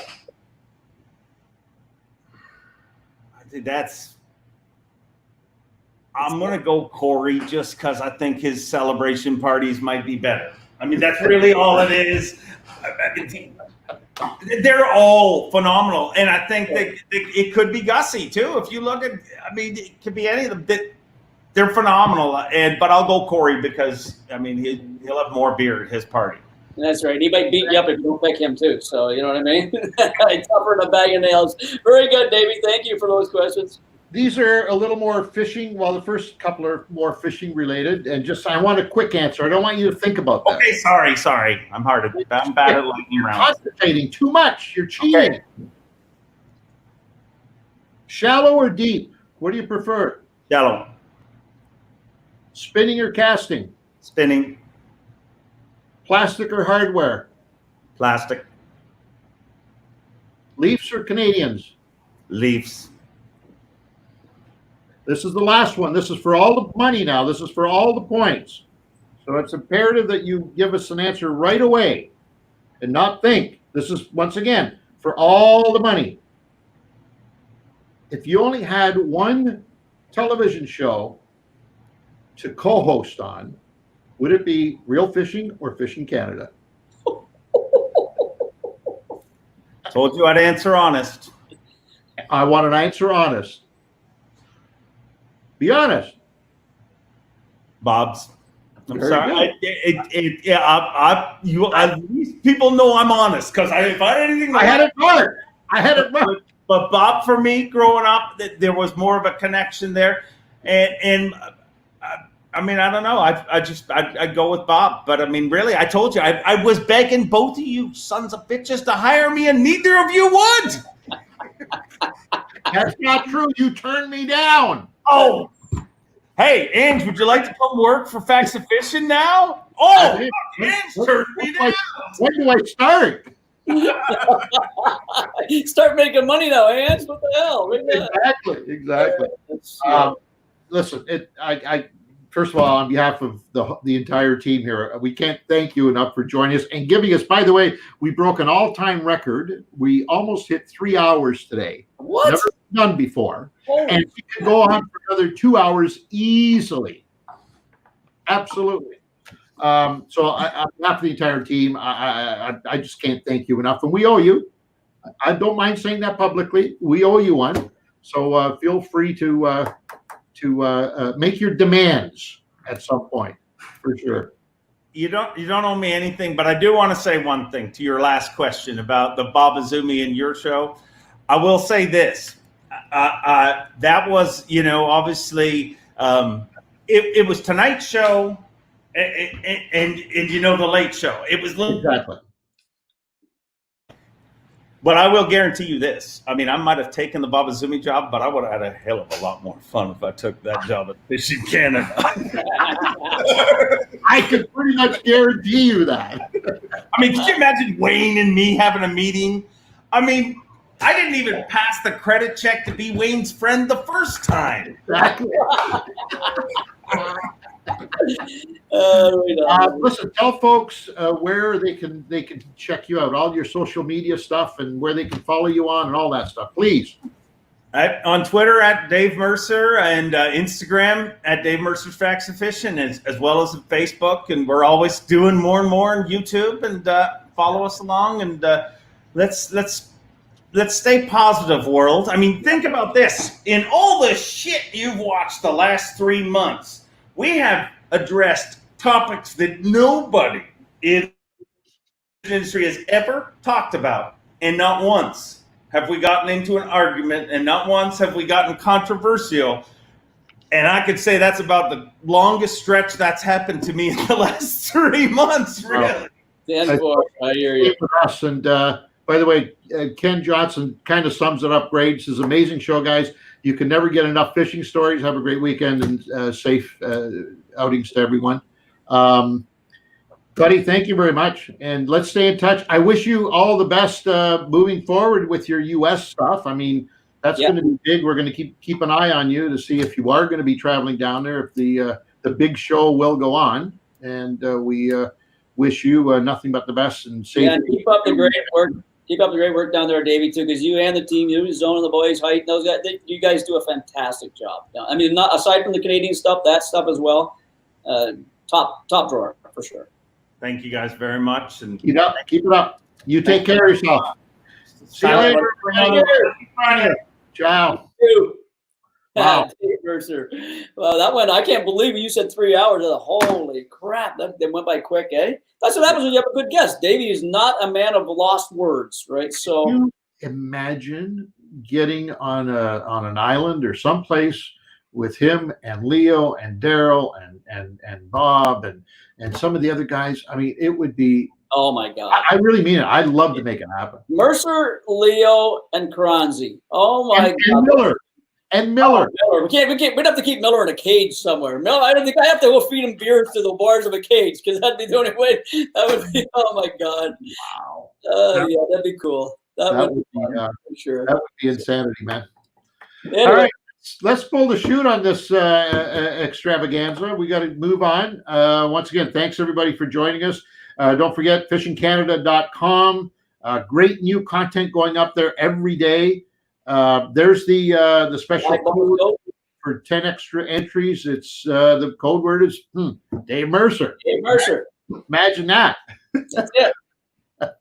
And other than that, we will see you next Friday. Don't forget, there is no Outdoor Journal Radio tomorrow on the Fan 590, nor will there be until sometime early August. But we'll keep you informed here on the webcast, and hopefully we'll be able to do these right through this whole thing. But who knows? We'll try our best. We will try our best for sure. All right. Take care, everybody. Have a safe weekend, people. See you, bud.